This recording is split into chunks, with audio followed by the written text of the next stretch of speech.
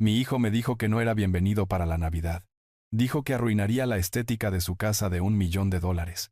Pensó que yo era solo un pobre anciano jubilado que vivía de una pensión. Se olvidó de quién era yo. Se olvidó de que yo era el dueño de su estética. Esa noche, hice una sola llamada telefónica. Para cuando terminé, mi hijo no solo perdería su casa, perdería todo lo que creía saber sobre su vida. Me llamo Roberto Castillo y tengo 70 años. El motor de mi vieja camioneta de 10 años rugía mientras salía de la autopista principal, con los neumáticos crujiendo sobre el impecable camino pavimentado de los suburbios de la gran ciudad. Esta parte de la ciudad siempre me pareció ajena, como un planeta diferente. Las casas no eran solo casas, eran declaraciones. Monumentos extensos y estériles de vidrio y piedra blanca asentados sobre céspedes tan verdes que parecían falsos. Para todos en este vecindario, yo era exactamente lo que aparentaba ser. Un anciano viudo que vivía una vida tranquila con la pensión de un capataz de fábrica. Mi chaqueta de trabajo estaba desgastada en los codos. Mis manos tenían callos y mi camioneta había visto décadas mejores. Era una buena fachada. Había sido una buena fachada durante 15 años. Iba camino a la casa de mi hijo Javier. Tiene 42 años. Y es mi único hijo. Hoy era el 7º cumpleaños de mi nieta Valentina. Solo unos días antes de Navidad. En el asiento del pasajero, envuelto en una manta suave, estaba su regalo. Era una casa de muñecas. Pero no era una de esas cosas de plástico que compras en una gran tienda. Había pasado los últimos 6 meses en mi taller elaborándola a mano. Era una réplica perfecta a escala 1:12 de la primera casa que compartí con mi difunta esposa Elena. Un pequeño bungalow de 2 habitaciones en la zona este. Había tallado cada pequeña teja de cedro para el techo. Había pintado a mano las diminutas contraventanas azules. Incluso, había replicado la ligera y familiar deformación en las tablas del porche delantero. Esa casita fue construida con 6 meses de mi tiempo, mi memoria y mi amor. Me detuve frente a la casa de Javier. Era un bloque de arquitectura moderna de $1,500,000. La entrada ya estaba llena de autos de alta gama. Autos deportivos, algunas camionetas de lujo, un Mercedes nuevo y brillante. Mi vieja camioneta parecía un perro callejero que se había colado en una exposición canina de pedigrí. Podía escuchar la fiesta desde la calle. Música fuerte, las risas agudas de adultos bebiendo vino costoso en mitad del día. Aparqué en la calle. Levanté con cuidado la pesada casa de muñecas y subí por el largo camino de piedra. Sentí una opresión familiar en el pecho. Este no era el mundo que yo había construido para Javier. Este era el mundo que su esposa Patricia había construido usándolo a él. Mi amor por Valentina era la única razón por la que ponía un pie en esta propiedad. Toqué el timbre. La música estaba tan alta que tomó un momento. Luego, la pesada puerta principal giratoria se abrió. Javier estaba allí. Llevaba una camisa de lino impecable que probablemente costaba $300. Su cabello estaba perfectamente peinado. Por una fracción de segundo su rostro se iluminó con una sonrisa genérica de fiesta.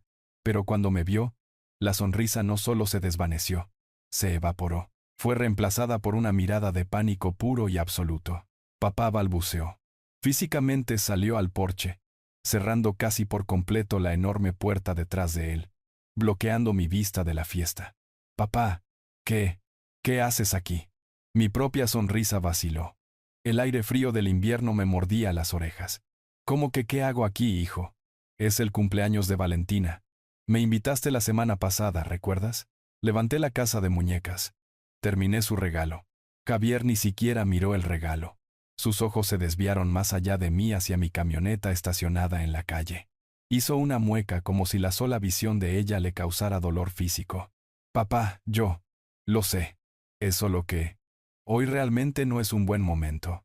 Es caótico. No me quedaré mucho, dije. Mi voz empezando a sentirse tan vieja como me veía. Solo quiero darle esto a Valentina y desearle un feliz cumpleaños. Antes de que pudiera responder, la puerta se abrió de nuevo. Patricia. Tenía 40 años, y era toda una presentación. Un vestido blanco sin mangas que parecía esculpido en mármol. Su rostro estaba alisado por la ambición y tratamientos costosos. Su cabello rubio era perfecto. Sus ojos no solo me miraron, me evaluaron, me tasaron y me descartaron en menos de un segundo. Javier, dijo ella. Su voz un susurro agudo y frío que cortó el ruido de la fiesta. Pensé que te habías encargado de esto. Javier se estremeció. Estaba a punto de hacerlo, mi amor. Los ojos de Patricia recorrieron mi vieja chaqueta, mis jeans viejos, mis botas de trabajo. Luego miró la casa de muñecas en mis manos con puro disgusto. Se volvió hacia Javier. No se molestó en bajar la voz. Quería que yo la oyera. Haz que se vaya. Ahora. Mis padres llegan esta noche para las fiestas. No puedo permitir que eso hizo un gesto vago hacia mí. Hacia mi camioneta, hacia la casa de muñecas arruine toda la estética de la Navidad. Es vergonzoso. Solo resuélvelo. No esperó una respuesta. Simplemente se dio la vuelta y desapareció de nuevo en la calidez y las risas de la fiesta, la pesada puerta cerrándose con un clic detrás de ella. Me quedé allí. La música palpitaba. Vergonzoso. Estética. Miré a Javier. Su rostro estaba rojo como un tomate.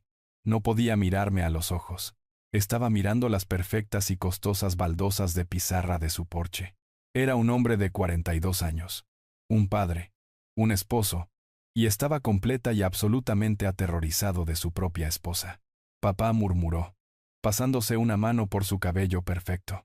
Papá, escucha. Ella solo está estresada. Ya sabes cómo son estas fiestas. Sé cómo es ella. Javier, dije, con la voz tranquila. No, no entiendes, dijo, poniéndose a la defensiva. Ella tiene razón. Simplemente no es un buen momento. Tenemos invitados importantes. Y sobre la Navidad, respiró hondo, finalmente mirándome. Sus ojos suplicaban. Me rogaban que le facilitara las cosas. Sobre la Navidad, papá, va a estar llena de gente. Viene toda su familia. Es algo formal. Y bueno, tal vez sea mejor si tú simplemente no vienes este año. No, no te esperábamos. No me esperaban. Las palabras me golpearon. Pero no fue como se ve en las películas. No hubo un dolor agudo y repentino. La tristeza no llegó. En cambio, una profunda y fría claridad se instaló en mis huesos. El tipo de claridad que obtienes en pleno invierno justo antes de una tormenta, cuando el aire está perfectamente quieto y lo suficientemente afilado como para cortar. Miré la casa de muñecas en mis manos. 6 meses. 6 meses de mi tiempo. Mis manos. Mi memoria. 6 meses tallando marcos de ventanas diminutos y lijando pisos en miniatura. Todo para una niña a la que amaba. Todo para un hijo que ahora me decía que yo no era lo suficientemente bueno para ser visto por su nueva familia rica. Volví a mirar a Javier, a su camisa costosa, a sus ojos débiles y aterrorizados. Y por primera vez, no sentí enojo. Sentí lástima. Y luego sonreí. No fue una sonrisa amable. Era una sonrisa que él nunca había visto antes. Era la sonrisa de Roberto Castillo, el hombre que él nunca conoció. Está bien, Javier, dije. Mi voz repentinamente ligera, casi alegre. Entiendo completamente. La estética.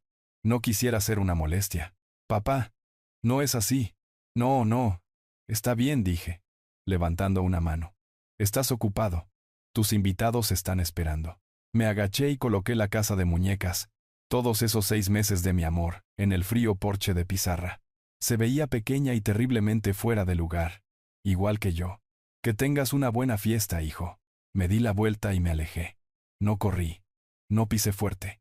Caminé paso a paso firme de regreso a mi vieja y vergonzosa camioneta. Papá. Espera, lo escuché llamar desde el porche. No quise decir, papá, no olvides tu regalo. Me subí a la camioneta. Puse la llave en el encendido. El motor arrancó con un gruñido familiar y confiable. Miré por el espejo retrovisor.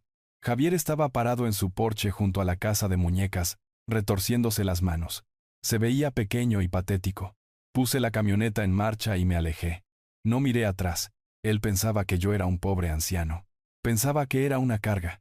Pensaba que él y su esposa tenían el control. Se había olvidado de quién era yo. Se había olvidado de quién era él. Era hora de recordárselo. No conduje a casa.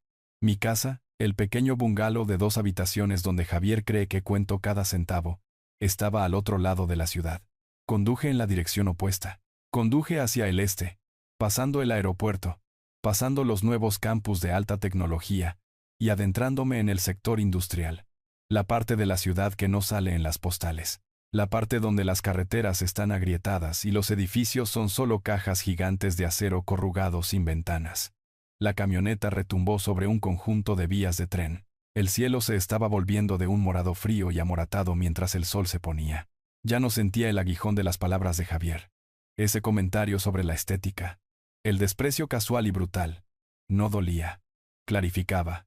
Era el clic final y pesado de un cerrojo deslizándose en su lugar. Me detuve frente a un almacén anodino al final de una calle sin salida.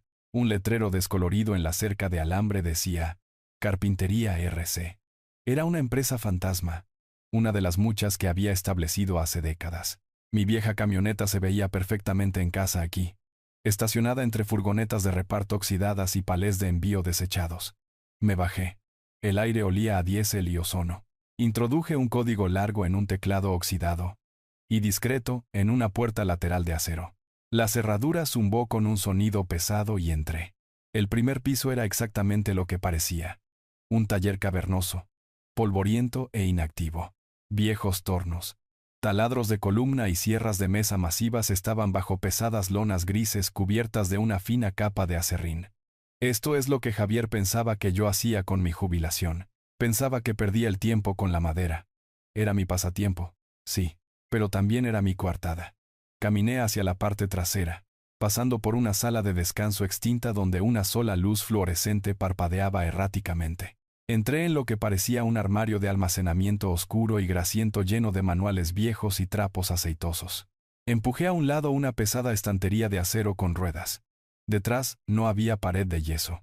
Había una puerta de acero reforzado con un escáner biométrico de mano. Coloqué mi mano derecha sobre el vidrio frío. Una pequeña luz verde escaneó mi palma. La máquina siseó y la puerta sellada al vacío se abrió con un clic. La habitación a la que entré estaba en silencio, fría y oscura. Accioné un solo interruptor. No era un taller. Era un centro de mando. Un escritorio largo y curvo enfrentaba una pared de 6 grandes monitores. Zumbaron cobrando vida, bañando la habitación sin ventanas con una luz azul fría. Un servidor seguro parpadeaba silenciosamente en la esquina junto a un enlace satelital privado. Esta no era la guarida de jubilación de un capataz. Esta era la oficina privada de un hombre que movía millones de dólares antes de que la mayoría de la gente terminara su café de la mañana. Me senté en la silla de cuero negro, del tipo que cuesta más que mi camioneta. Miré el escritorio. Solo había un artículo en él además del teclado. Era una pequeña placa de latón grabada a medida. Un regalo de jubilación de mi antiguo socio Serrano. No decía Roberto Castillo. Solo decía Castillo.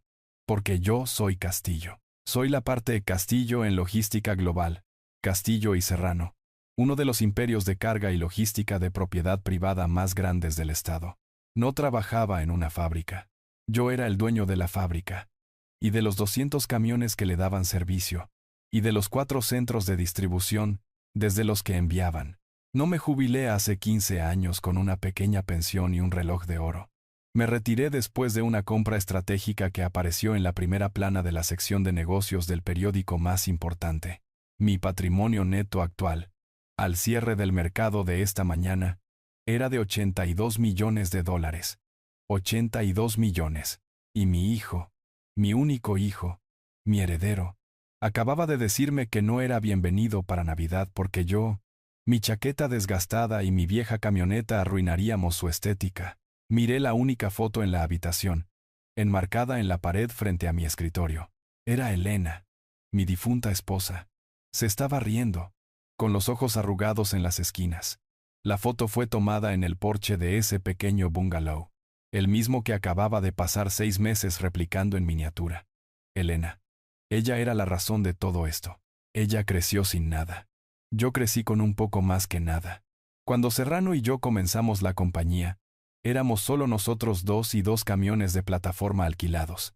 Trabajábamos 20 horas al día. Construimos esto a base de agallas, vapores de diésel y tratos de apretón de manos. Cuando el dinero finalmente llegó, no llegó poco a poco. Llegó como una inundación. Y eso la aterrorizó. Roberto me había dicho, con la mano en mi brazo, su voz siempre suave pero firme como el acero. Este dinero es una herramienta, no es una vida. No dejes que lo eche a perder, no dejes que lo haga débil. Ella había visto cómo sucedía con otras familias, amigos nuestros, que se hicieron ricos. Sus hijos crecieron con derechos, blandos, inútiles. Niños que heredaron fortunas pero nunca habían aprendido el valor de un solo dólar ganado con su propio sudor. Prométeme, Roberto dijo con voz fina en esa estéril habitación de hospital justo antes de que el cáncer se la llevara. Haz que se sostenga sobre sus propios pies. No dejes que este dinero sea una maldición. Deja que construya su propia vida. Así que lo prometí. Después de que ella falleció, vendí la casa grande en la zona exclusiva. Me mudé al pequeño y sencillo bungalow que ella y yo habíamos amado. Creé el personaje del capataz jubilado. Le di a Javier una educación de primera clase, un fondo inicial modesto para su primera casa. Y luego, di un paso atrás. Le dije que la herencia se había ido casi toda, atada a las facturas médicas de Elena y algunas malas inversiones. Dejé que pensara que yo era solo otro jubilado sobreviviendo, cómodo pero no rico. Quería que construyera su propia vida. Quería que se convirtiera en un hombre. Quería que estuviera orgulloso de sí mismo, no de la cuenta bancaria de su padre. Miré los monitores en blanco. Había estado observando. Pensé que lo estaba protegiendo. Pero Elena y yo estábamos equivocados. Fuimos tan ingenuos. Pensamos que tener dinero lo corrompería. Nunca. Jamás se nos ocurrió que la idea del dinero, el hambre por él, la profunda y permanente vergüenza de no tenerlo, lo corrompería igual de mal. No creció fuerte e independiente. Creció amargado y resentido. Vio mi vida simple no como una elección filosófica, sino como un fracaso personal. Su fracaso. Se casó con una mujer, Patricia, que estaba igual de hambrienta, igual de obsesionada con el estatus, igual de avergonzada de los comienzos modestos que él. No estaban construyendo una vida, estaban construyendo una marca, una estética. Y yo, el padre del que se avergonzaba, el pobre anciano, era el mayor obstáculo individual para esa estética. La frialdad que sentí en ese porche no era solo el aire del invierno. Era la absoluta y escalofriante comprensión de que el proyecto más grande de mi vida, mi hijo, era un fracaso catastrófico. Mi promesa a Elena, mi gran experimento de 15 años en humildad, había salido completamente mal. No lo había hecho fuerte, lo había hecho cruel. Mis dedos, firmes y seguros, se movieron a través del teclado encriptado. Abrí una línea segura. Sonó 2 veces. Serrano, su voz era gravemente profesional. Siempre profesional. Pablo Serrano había sido mi abogado, mi asesor financiero y mi confidente más cercano durante 40 años. Era la única otra persona en la tierra que sabía toda la verdad. Soy Roberto, dije. La temperatura en el centro de mando era de unos constantes 20 grados, pero mi voz se sentía más fría. Roberto hizo una pausa. Conocía mi voz. También sabía que nunca lo llamaba desde esta línea a menos que algo anduviera mal. ¿Qué ha pasado? Necesito que busques un archivo, dije, ignorando su pregunta. El fideicomiso familiar de Javier Castillo. Escuché el sonido de tecleo en su extremo. Pablo era de la vieja escuela, pero era rápido. Lo tengo, dijo. La propiedad en la reserva natural. Valoración de $1,500,000. ¿Qué pasa con ella? Refresca mi memoria, Pablo. El acuerdo. Exactamente como está. Es tal como lo estructuramos hace 10 años, dijo. Compraste la propiedad directamente a través de una sociedad fantasma. Inversiones del Sur. Luego creaste el fideicomiso y le transferiste el título. Establecimos un acuerdo hipotecario falso, a través de una empresa de servicios externa. Javier cree que está pagando una hipoteca de $3,000 cada mes a algún banco en otro estado. ¿Y a dónde van realmente esos $3,000? Pregunté, aunque ya sabía la respuesta. Solo necesitaba oírlo. Necesitaba echar sal en la herida. Según tus instrucciones, dijo Pablo, se redirigen. El 100% se deposita directamente en un fideicomiso de inversión blindado separado para tu nieta, Valentina Castillo. A partir de esta mañana, esa cuenta tiene. Escuché más tecleo, poco más de $430,000. Fue una configuración brillante, Roberto. Un plan de ahorro forzoso para su hija. Su hija, mi nieta. La niña de cuya fiesta de cumpleaños me acababan de echar. La niña cuyo padre se avergonzaba de mí. Miré los monitores en blanco. Pensé en la casa de muñecas sentada en ese frío porche de pizarra. Cancélalo, dije. El silencio en el otro extremo fue pesado. Pablo no era solo mi abogado, era mi amigo. Había sostenido la mano de Elena en el funeral conmigo. ¿Roberto?, preguntó con voz cuidadosa. ¿Qué quieres decir con cancelarlo? Quiero decir exactamente eso. Cancela todo el acuerdo. Hoy. Quiero que disuelvas el reclamo del fideicomiso sobre la propiedad. Transfiere el título de Inversiones del Sur de vuelta a la cartera corporativa principal de Castillo y Serrano. Cierra el acuerdo hipotecario falso. Y quiero que detengas la redirección automática de ese pago de $3,000. Roberto, si haces eso, la compañía de servicios registrará un incumplimiento inmediato. Lo sé, interrumpí.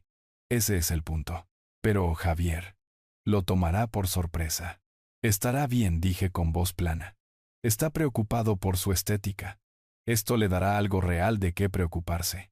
Pablo se quedó callado otro largo momento. Sabía que no debía presionar, pero tenía que estar seguro. Este es un movimiento significativo, Roberto. ¿Estás seguro de que esto no es solo que estás enojado? Esta es una decisión permanente. Pensé en la cara de Javier, el pánico, la vergüenza, la debilidad. Pensé en las palabras frías y despectivas de Patricia. Vergonzoso. Arruinar la estética. ¿Estaba enojado? No. La ira es caliente. Lo que sentía era la precisión fría y limpia de un carámbano. Es una decisión de negocios. Pablo, dije.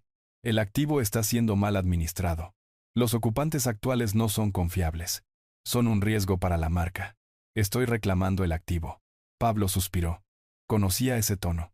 Era el Castillo, hablando ahora, no el abuelo. Está bien, Roberto dijo. Su voz todo negocios de nuevo. Presentaré la documentación de transferencia de inmediato. Estará hecho para el final del día. ¿Qué pasa con la compañía de servicios? Envíales un aviso oficial estándar instruí. Diles que Inversiones del Sur está reclamando la propiedad. Quiero que se envíe un aviso de ejecución hipotecaria estándar de 30 días a los ocupantes. Por correo certificado. Mañana por la mañana.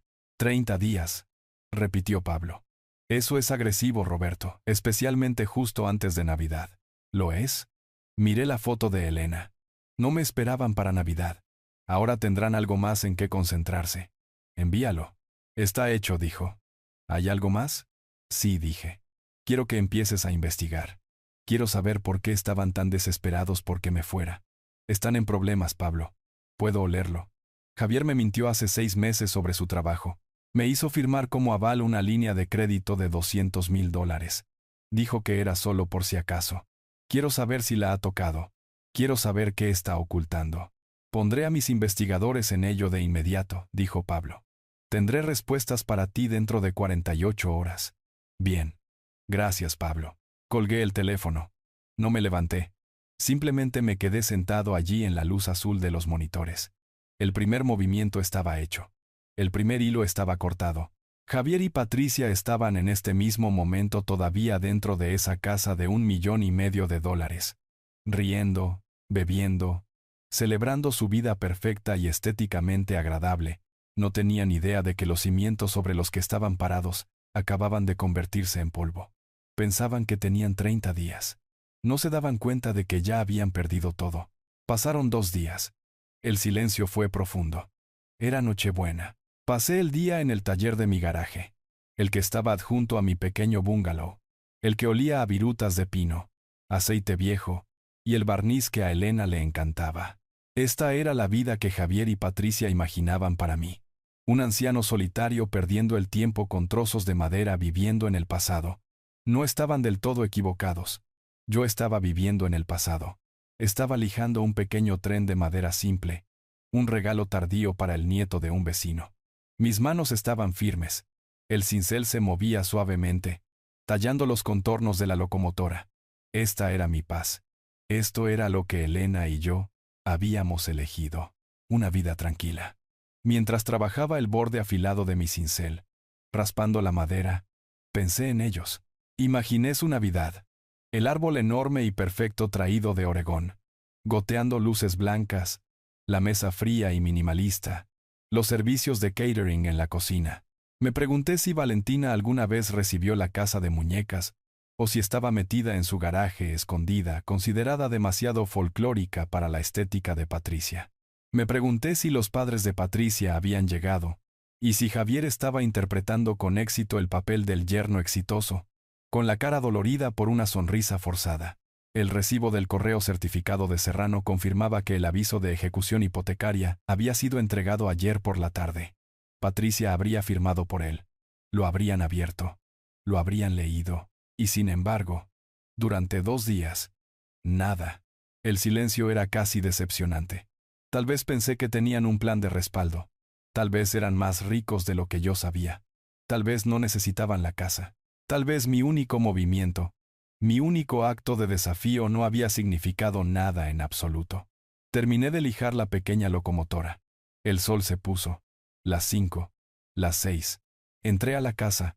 Abrí una lata de chili y la calenté en la estufa. Me senté en mi pequeña mesa de cocina, la que Elena y yo habíamos comprado en una tienda de segunda mano en 1978. La casa estaba tranquila. Las 7, las 8. Nochebuena. Debería haberme sentido solo. Debería haber sentido el aguijón del rechazo de mi hijo. No lo sentí. Me sentí tranquilo. La calma profunda y pesada de un hombre que finalmente ha tomado una decisión y solo está esperando que lleguen las consecuencias. Exactamente a las 9:07 de la noche, la tormenta estalló. Mi viejo teléfono plegable, el teléfono simple y tonto que llevaba para mantener mi coartada, comenzó a vibrar en la mesa de la cocina. No solo vibró, zumbó con una energía tan frenética que patinó sobre la encimera de formica. Miré la pequeña pantalla pixelada. Javier. Lo miré fijamente. Dejé que sonara. 1 vez, 2 veces, 10 veces. Se detuvo. Silencio durante 3 segundos.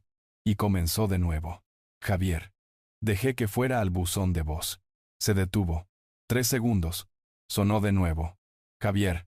Lo dejé pasar. Se detuvo. 3 segundos. Sonó de nuevo. Esta vez, Patricia. Su nombre parpadeó en la pequeña pantalla. Sonreí. Una sonrisa pequeña y tensa. Dejé que fuera al buzón de voz. Esto continuó sin exagerar durante 20 minutos. Se convirtió en un ritmo frenético y alternado de llamadas entrantes. Javier. Patricia. Javier. Patricia. No solo estaban llamando, estaban entrando en pánico. Me estaban contactando uno tras otro como 2 personas ahogándose peleando por un solo salvavidas. Finalmente, la casa volvió a quedar en silencio. El teléfono yacía sobre la mesa, exhausto. Lo levanté. La pantalla brillaba con notificaciones. 38 llamadas perdidas. 22 nuevos mensajes de voz. Me serví un vaso de agua. Me senté. Encendí el altavoz. Presioné reproducir. El primer mensaje era de Javier. Su voz estaba irreconocible. No era la voz del hombre confiado y despectivo que me había alejado de su porche. Era el chillido agudo y sin aliento de un niño aterrorizado. Papá. Papá. Contesta el teléfono. ¿Qué hiciste? ¿Qué hiciste? El banco. El banco llamó.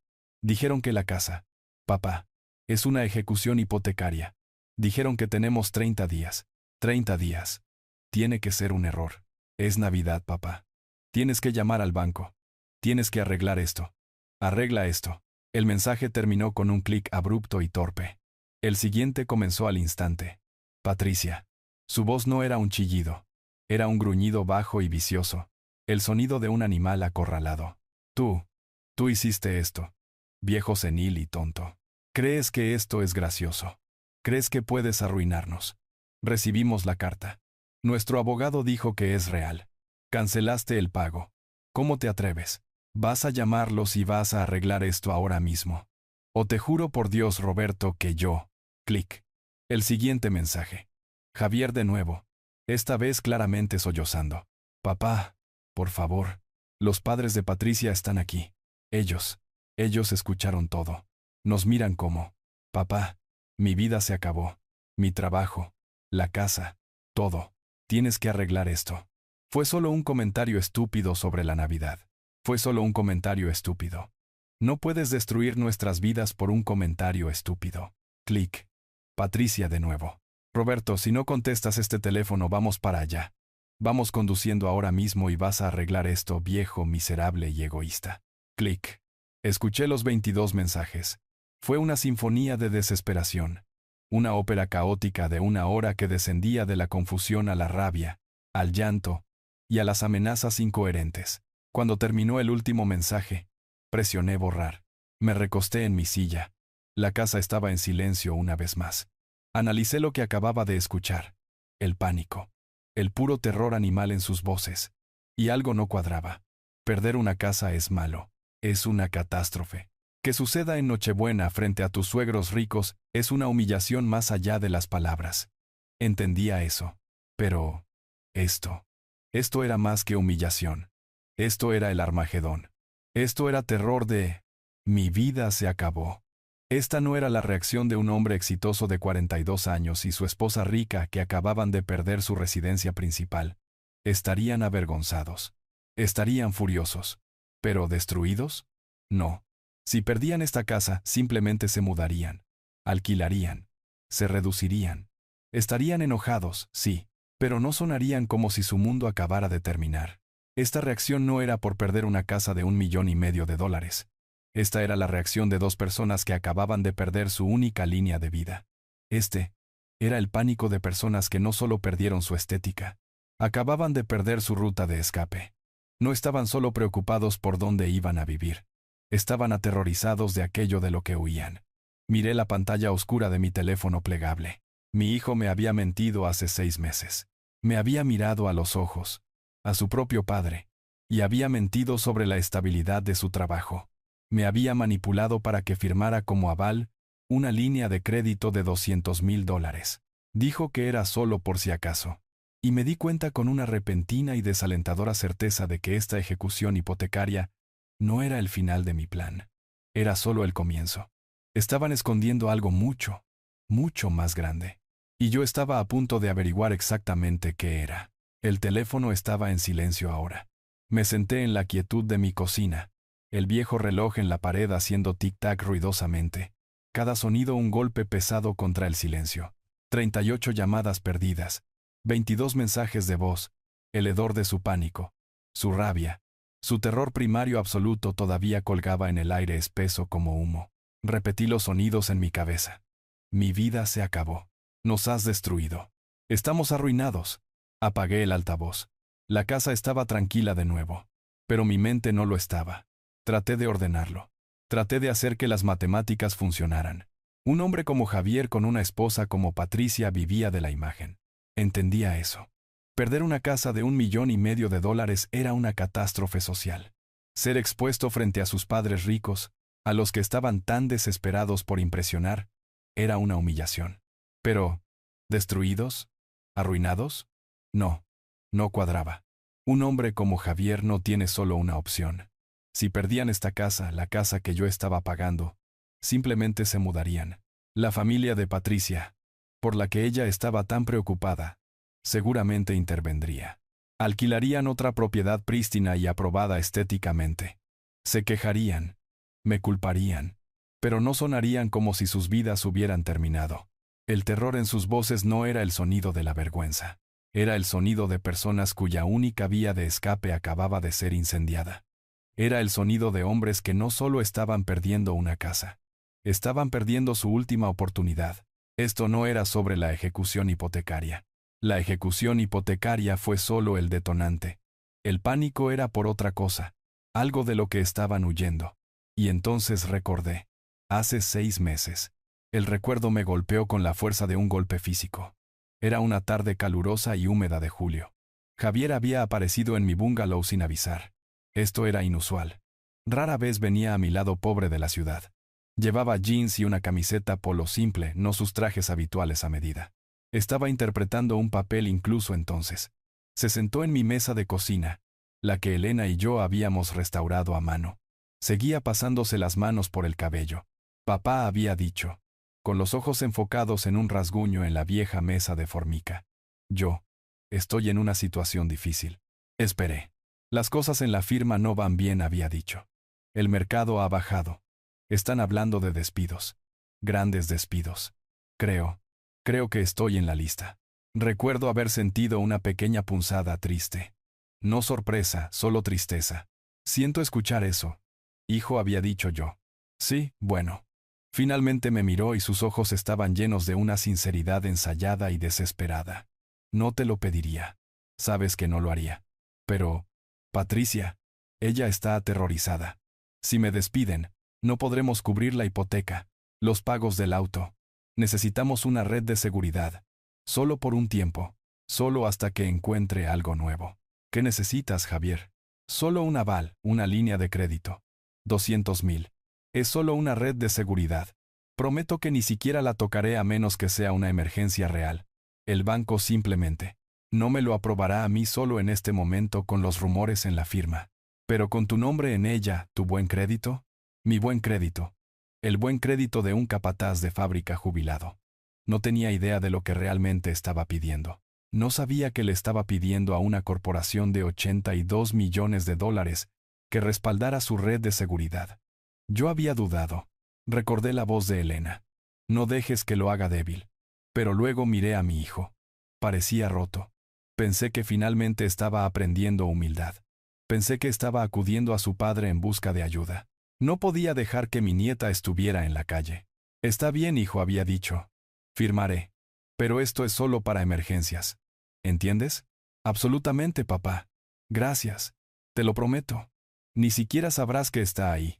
Ahora sentado en mi cocina en Nochebuena, el silencio de la casa se sentía como una tumba. Ni siquiera sabrás que está ahí. El pánico en su voz en el correo de voz. No era solo por la casa. Era por los 200,000 dólares. Levanté mi teléfono seguro de la oficina en el sótano. Marqué el número rápido de Pablo Serrano. Contestó al primer timbrazo. Siempre estaba trabajando. Pablo. Soy yo de nuevo. Roberto. Escuché los fuegos artificiales, dijo secamente. 38 llamadas perdidas. Suenan angustiados. Su pánico está mal. Pablo, dije con voz baja. Es demasiado. No es solo la casa. Están ocultando algo más grande. ¿Qué necesitas? Hace 6 meses. Firmé como aval una línea de crédito para Javier. 200,000 dólares. Prometió que no la tocaría. Dijo que su trabajo estaba en peligro. Escuché a Serrano dejar escapar un suspiro largo y lento. El sonido de un hombre que ha visto esta película antes. Roberto. Quiero saber, Pablo. Quiero saber por qué estaban tan desesperados por que me fuera. Quiero saber por qué planeaban salir del país el día de Navidad. Y quiero saber cuánto queda en esa línea de crédito. Quiero saber todo lo que ha estado haciendo durante los últimos 6 meses. Pablo se quedó en silencio por un momento. Roberto, puedo averiguarlo. Puedo tener respuestas para ti por la mañana. Pero tienes que estar preparado. Si ha estado mintiendo sobre la casa, ha estado mintiendo sobre esto también. ¿Estás listo para lo que pueda encontrar? Miré el viejo reloj en la pared. El reloj de Elena. Tic-tac, tic-tac, tic-tac. No soy yo quien necesita estar listo.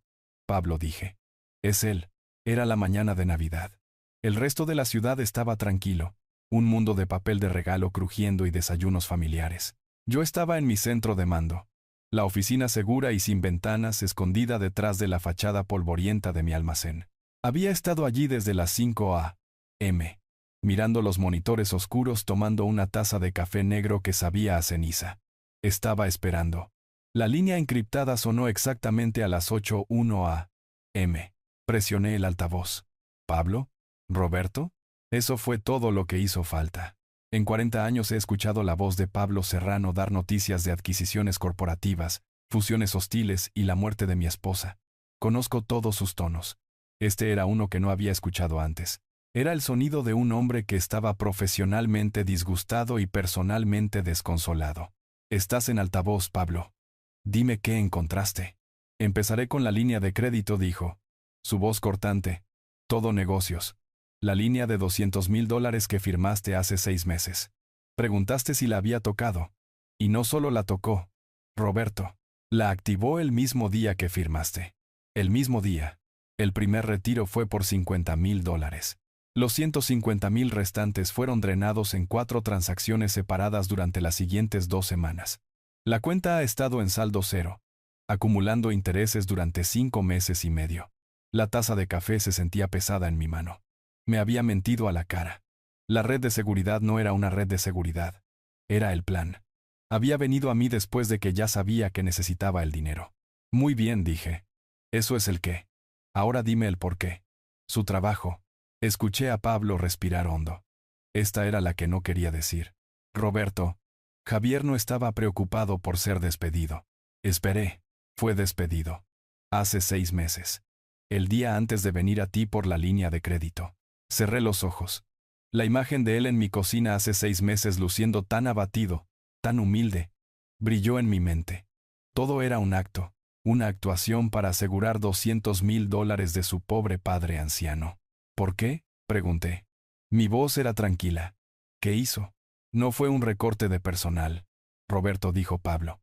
Fue un despido con causa justificada. Hablé con su abogado general. Al principio no quería hablar. Pero cuando mencioné mi nombre y tu nombre, se abrió. Dijo que estaban tratando de manejarlo en silencio por respeto a ti. Pero estaban armando un caso. ¿Un caso por qué? Pablo dejó de dar rodeos. Malversación de fondos. La palabra simplemente quedó colgando en el aire estéril de la oficina. Malversación. No era una palabra que asociara con mi familia. Era una palabra para hojas de cálculo, para periódicos, para extraños en trajes baratos siendo llevados a los juzgados. No era una palabra para mi hijo. No solo tomó un poco. Roberto, continuó Pablo, su voz endureciéndose. Llevaba haciéndolo más de 1 año, robando de las cuentas de depósito en garantía de los clientes, moviendo fracciones de centavos, luego dólares enteros, luego miles. Era inteligente. Cubrió sus huellas. Pero se volvió codicioso. Se volvió descuidado. Lo atraparon. Traté de respirar. ¿Cuánto? Su auditoría interna encontró que había robado poco más de $190,000. Hice los cálculos en mi cabeza. Robó 190. Pidió prestados 200. Había usado mi dinero, mi buen nombre, para devolver el dinero que había robado. Había usado el fraude para encubrir su robo. Entonces, la línea de crédito, ¿les pagó? Pregunté. Lo hizo, confirmó Pablo. Le pagó a la firma en su totalidad de forma anónima a través de una cuenta de terceros. Estaba tratando de hacer que los cargos criminales desaparecieran. Estaba tratando de comprar su silencio antes de que presentaran un informe. ¿Y funcionó? No, dijo Pablo.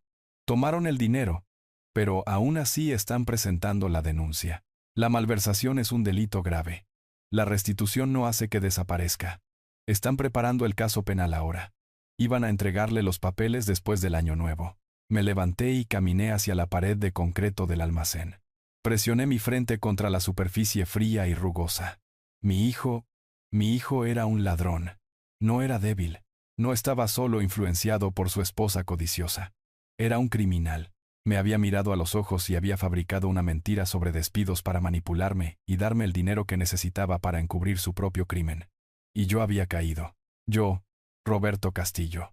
El hombre que había construido un imperio de $82 millones leyendo a la gente, sin perder nunca un ángulo, había sido engañado como un tonto por mi propia carne y sangre. «Roberto, ¿sigues ahí?», preguntó Pablo. «Estoy aquí». Mi voz era un carraspeo. Entonces, la ejecución hipotecaria, su pánico. «Todo tiene sentido ahora», dijo Pablo, pensando en voz alta. Perder la casa era malo.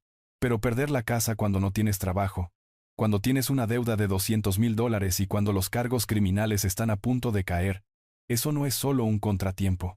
Eso es jaque mate. Jaque mate. No tenía ingresos. Susurré, dándome cuenta del alcance total de esto. No ha tenido ingresos durante 6 meses. Han estado viviendo de esa línea de crédito. Mi línea de crédito. Y lo que quedaba de ella, Roberto, que no era mucho. Pensé en Patricia. Su obsesión con la estética. Su ropa cara. Las fiestas. El Mercedes. No solo vivían por encima de sus posibilidades. Estaban viviendo enteramente de mis posibilidades. De mi nombre. «Gracias, Pablo», dije. «Hay una cosa más», dijo. «¿El por qué? ¿Por qué estaban tan desesperados porque te fueras antes de Navidad? No es solo porque estuvieran ocultando esto. Es peor. Mi sangre se heló». «¿Peor? ¿Cómo puede ser posiblemente peor que la malversación, Pablo?» «Tendré el informe completo para ti mañana», dijo. Esta parte necesito verificarla en persona. Es increíble. Roberto, solo mantente a salvo. Y no hables con ellos. No hasta que hayas escuchado lo que tengo que decir». Colgó. Me quedé en el silencio de mi oficina. La calma que sentí en Nochebuena se había ido. La precisión fría se había ido. Fue reemplazada por una rabia radiactiva de combustión lenta. No solo me había insultado, no solo me había mentido, me había usado mi amor, mi confianza y mi buen nombre para encubrir un delito grave. Y todavía estaba escondiendo algo. Miré el teléfono. Sabía que llamarían de nuevo. Estaban desesperados. Estaban atrapados. Y los animales atrapados son los más peligrosos. Levanté el teléfono y llamé a mi jefe de seguridad. Alex, dije. Necesito un equipo de vigilancia completo. En la casa de mi hijo. Quiero saber con quién hablan. Quiero saber a dónde van. Y quiero un detalle sobre mi nieta Valentina. Con efecto inmediato. Mi hijo pensaba que estaba luchando por una casa. No tenía idea de lo que acababa de empezar. Todavía estaba tratando de procesar los números. $190,000. Robados. $200,000. Prestados. Mi nombre. Mi deuda. Mi hijo un criminal. Toda mi vida había construido una fortaleza de seguridad financiera. Lo había hecho para proteger a mi familia. Para darles la única cosa que Elena y yo nunca tuvimos. Paz. Y en una tarde, mi hijo había tomado esa fortaleza. Mi nombre. Mi reputación. Y la había atado a su propio barco que se hundía. Entonces dije, mi voz apenas un susurro. Está en bancarrota. Es un ladrón. Se enfrenta a la prisión. Y yo me quedo con la deuda de $200,000. Esa es la situación, Roberto. La voz de Pablo llegó a través del altavoz cargada con las malas noticias. Pero eso es solo el qué. Todavía no explica el por qué. ¿Por qué Navidad? ¿Por qué la desesperación por sacarte de esa casa? ¿Por qué las 38 llamadas perdidas? Todavía se sentía desproporcionado. Me pasé la mano por la cara. ¿Qué quieres decir? Me parece una imagen bastante completa de desesperación, Pablo. No dijo Pablo. Piensa como ellos. Están acorralados. Son ratas. Acaban de perder su casa. Están a punto de ser expuestos. ¿Cuál es su próximo movimiento? No se sientan simplemente a esperar a la policía. Huyen. Me incliné hacia adelante, mis manos agarrando el borde de mi escritorio. Continúa. Hice lo que pediste, Roberto. Cavé profundo. Puse a nuestros investigadores en sus registros de viaje, sus compras recientes, su actividad en línea. Y lo encontré. Esto no se trataba solo de ocultarte el aviso de ejecución hipotecaria. Esto no se trataba solo de estética. Se trataba de su estrategia de salida. Tu hijo y su esposa, Roberto, planeaban huir del país. Las palabras me golpearon. Huir. Abandonar todo. Abandonarme a mí. Abandonar a su hija. ¿A dónde?, pregunté. Boletos de ida. Reservados hace 3 semanas. Saliendo del Aeropuerto Internacional de la ciudad. Destino. Aeropuerto Internacional Owen Roberts. Gran Caimán. Las Islas Caimán. Por supuesto. Un país sin extradición. Un lugar para desaparecer con cualquier dinero que te quedara. ¿Y la fecha de salida? Roberto, dijo Pablo, bajando la voz.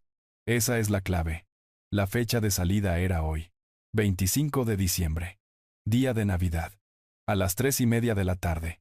Todo encajó en su lugar. La crueldad. La urgencia. La absoluta necesidad de tenerme a mí. El pobre papá anciano. Fuera del camino. Necesitaban que me fuera, dije. La comprensión asentándose como hielo en mi estómago. Necesitaban la casa para Navidad, no para sus padres. Sus padres nunca iban a venir. Necesitaban que la casa pareciera normal. Necesitaban mantener las apariencias hasta el último segundo posible. Exactamente, dijo Pablo. Necesitaban parecer la familia perfecta y feliz. Hasta que empacaran sus maletas, condujeran al aeropuerto y desaparecieran. Para cuando alguien se diera cuenta de que se habían ido. Para cuando tú te dieras cuenta de que se habían ido. Estarían en una playa, y tú te quedarías cargando con la culpa. Pensé en la voz de Patricia. No puedo permitir que eso arruine toda la estética de la Navidad. No estaba preocupada por sus padres. Estaba preocupada por su coartada. Estaba preocupada de que mi presencia, mi pobreza, mis preguntas de alguna manera desbarataran su plan antes de que pudieran ejecutarlo. Mi aviso de ejecución hipotecaria, mi único acto de desafío, había sido una bala perdida que había golpeado su plan de escape justo en el motor. Iban a dejarme, susurré. No era una pregunta. Iban a dejarme con una deuda de $200,000, una investigación criminal sobre mi préstamo avalado, e iban a desaparecer. No solo huían de la ley, huían de mí. Iban a abandonar a su hija, Valentina. Mi sangre se heló. Espera, Pablo. Los boletos. Dijiste boletos de ida. Plural. ¿Quién viajaba? Escuché a Pablo barajar algunos papeles. 2 boletos de adulto, Roberto. Javier Castillo. Patricia Castillo. Eso es todo. Sentí que el suelo desaparecía bajo mis pies. ¿Qué hay de Valentina? ¿Qué hay de mi nieta? Pablo guardó silencio. Pablo, dije, mi voz elevándose. ¿Qué hay de la niña de 7 años? Su fiesta de cumpleaños fue hace solo 2 días. Roberto, dijo Pablo, su voz tranquila y dolorida. No había boleto para Valentina. Ellos la iban a dejar atrás. No podía hablar. No podía respirar. Esto era un nivel de monstruosidad para el que no estaba preparado. Robar a tu propio padre, traicionarlo, huir. Eso era codicia. Eso era cobardía. Pero abandonar a tu propia hija, a tu hija de 7 años, abandonarla el día de Navidad, dejarla atrás para enfrentar las consecuencias de los crímenes de sus padres. Eso no era solo codicia, eso era maldad pura y absoluta. Iban a dejarla conmigo, el anciano senil e incompetente del que tanto se avergonzaban. Ese era su plan. Dejar a la niña, tomar lo último del efectivo y desaparecer. Pablo, dije, mi voz temblando, no de rabia, sino de un horror tan profundo que me enfermaba. Lo sé, Roberto dijo suavemente. Lo sé. Pero, Pablo, esto todavía no cuadra, dije, mi mente corriendo, tratando de encontrar alguna pieza. Cualquier pieza que no encajara en este horrible rompecabezas. ¿Por qué? ¿Por qué el pánico? Si planeaban huir, ¿por qué mi aviso de ejecución hipotecaria los detuvo? ¿Por qué eso? ¿Por qué eso los destruyó? ¿Por qué no simplemente huir antes? Porque Roberto, dijo Pablo. Y escuché la terrible pieza final del rompecabezas encajar en su lugar. Porque necesitaban huir con dinero. Y su plan para conseguir ese dinero era mucho, mucho más grande que los $200,000 que ya perdiste. Esperé. Esta es la parte que tuve que verificar en persona, dijo Pablo. Esta es la parte que no quería creer. Roberto, los boletos a las Caimán eran solo el paso 1. El paso 2 era el plan real. Y estaba programado para mañana. 26 de diciembre. ¿Qué estaba programado para mañana, Pablo? ¿Qué hicieron? Presentaron una petición de emergencia ante el Tribunal de Familia del Condado, dijo Pablo. No solo huían de la ley, Roberto. Planeaban un robo a gran escala. ¿Su plan? El plan real era que te declararan legalmente mentalmente incompetente. ¿Qué estaba programado para mañana, Pablo? Pregunté. Mi voz era baja. ¿Qué hicieron? Pablo dejó escapar un suspiro largo y pesado. El tipo de sonido que hace un hombre cuando tiene que pronunciar un elogio fúnebre para alguien que todavía está vivo. Roberto dijo, y su voz estaba dolorida. Los boletos a las Caimán. La malversación. Eso era solo ellos tratando de detener la hemorragia. El plan real, en el que han estado trabajando durante meses, estaba programado para el 26 de diciembre. Mañana. Hizo una pausa. Presentaron una petición de emergencia ante el Tribunal de Familia. Mi mente se quedó en blanco. Una petición. Una audiencia. ¿Qué tipo de audiencia, Roberto? Dijo. Y pude escucharlo armarse de valor. Presentaron una petición para una audiencia de tutela de emergencia. Iban a hacer que te declararan legalmente, mentalmente incompetente. Las palabras no tenían sentido. Incompetente. Yo. Sentí una extraña risa hueca burbujear en mi pecho. Murió antes de llegar a mis labios. Ellos. ¿Bajo qué argumentos? Bajo los argumentos, dijo Pablo. Su voz ahora goteando desprecio profesional. De que sufres de demencia senil. De que eres un peligro para ti mismo y tus finanzas. De que ya no eres capaz de tomar decisiones racionales. Miré la pared de concreto. Mi hijo, Javier, el niño al que había enseñado a leer. El niño cuyas fiebres había cuidado. El niño al que había protegido. Estaba tratando de que me declararan loco. Pero la evidencia balbuceé. No hay evidencia. Estoy perfectamente bien. Acabo de hablar con mi médico el mes pasado. No necesitas evidencia real para una petición de emergencia, Roberto. Solo necesitas testimonios. Y los tenían. Sacamos el archivo. Tenían declaraciones juradas notariadas de 3 de las amigas de Patricia. Amigas que nuestro investigador confirmó que recibieron honorarios de consultoría de Patricia la semana pasada. Las tres jurando que habían visto tu rápido deterioro mental. Me sentí enfermo. Tenían una narrativa completa. Roberto, continuó Pablo. Su voz fría como un bisturí. Pintaron un cuadro. Le dijeron al tribunal que eres un anciano que vive en la pobreza abyecta y la autonegligencia. Afirmaron que rechazabas la atención, que eras inestable. Incluso, Roberto, incluso tergiversaron tu pasatiempo. Mi carpintería. Lo llamaron una obsesión compulsiva con objetos infantiles. Llamaron a tu casa de muñecas, una clara señal de una regresión a la infancia. Iban a usar el mismo regalo que hiciste para tu nieta como prueba de que habías perdido la cabeza. Pensé en la casa de muñecas sentada en ese porche. Pensé en los 6 meses de amor que había vertido en ella, y ellos, iban a usar eso como un arma. El plan era simple. Roberto, dijo Pablo. Se presentarían a la audiencia mañana como la familia preocupada. Presentarían las declaraciones juradas de sus amigos pagados. Le dirían al juez con lágrimas en los ojos que te habías vuelto errático y paranoico. Incluso iban a usar el incidente en la fiesta en tu contra. ¿Qué? Pero ellos fueron los que... Por supuesto, interrumpió Pablo. Es perfecto, dirían. Lo invitamos al cumpleaños de su nieta, su señoría, y simplemente nos miró fijamente. Dejó su regalo y se fue. Estaba confundido. Ni siquiera nos reconoció. Fabricaron la evidencia, Roberto. Pincharon al oso. Y luego planearon ir a la corte quejándose de que el oso había gruñido. Mi hijo había hecho esto. ¿Y luego qué? Susurré. ¿Cuál era el final del juego? El final del juego, la voz de Pablo era aguda. El final del juego era conseguir que el juez, que solo tendría su lado de la historia, les otorgara la tutela temporal de emergencia. Te habrían internado, colocado en una instalación segura, un asilo de ancianos mientras arreglaban tus asuntos. Y una vez que tuvieran esa tutela, una vez que tuvieran el poder notarial, tendrían acceso legal completo a todo. Dejó que eso se asimilara. No solo planeaban huir, Roberto. Planeaban liquidarte. Vender tu casa, tu camioneta, tus herramientas, todo lo que pensaban que tenías. Habrían pagado su deuda de $200,000, pagado la malversación, y luego usado el resto de los ahorros de tu vida para financiar su nueva vida en las Caimán. Iban a dejarte pudrirte en un asilo, legalmente borrado, mientras bebían cócteles en una playa viviendo del dinero que tú ganaste. Miré la foto de Elena, sus ojos risueños y honestos.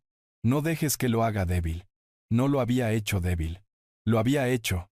Este monstruo, este cobarde. Esto no era solo una traición. Esto no era solo un robo. Esto era un nivel de codicia fría, calculadora y parricida, que nunca en mis 70 años supe que fuera posible. No solo planeaban abandonar a su hija, planeaban abandonarme a mí, enterrarme vivo después de robar mi nombre, mi dinero y mi mente. La rabia que había sido un carámbano frío y limpio, todavía era fría, pero ya no era un carámbano, era un glaciar, una fuerza vasta, silenciosa e imparable. Roberto, ¿estás ahí?, preguntó Pablo. Yo estaba allí. Oh, estaba más allí de lo que había estado en 15 años. Ellos creen que soy pobre, dije, mi voz apenas un susurro. Creen que están haciendo todo esto por una casa pequeña y los ahorros de un capataz. Sí, dijo Pablo. No tienen idea, Roberto. Están tratando de robar una tienda de la esquina sin saber que es la fachada de toda la Reserva Federal. No solo están tratando de robarme, Pablo, dije. Están tratando de borrarme. Me levanté. Miré los 6 monitores oscuros. Y esperando. Mamá, por favor. Todavía podemos arreglarlo. Benjamín suplicó, su voz quebrándose con una desesperación que era casi patética. Somos familia, ¿no? Una familia no traiciona. Respondí, mi voz resonando ligeramente en la oficina inmobiliaria. Una familia no roba. Una familia no planea la destrucción mental de uno de sus miembros. Lo que ustedes son, dije, mirándolo a él, a su esposa, a su hija, no es una familia. Es una organización criminal que comparte un apellido. Te dimos 45 años de nuestras vidas, gritó Leonor. Ustedes no me dieron 45 años, respondí, mi voz como acero. Yo les di 45 años de mi vida. Renuncié a todo por ustedes. Y ustedes solo estaban esperando que muriera, para heredar la miseria que pensaban que tenía.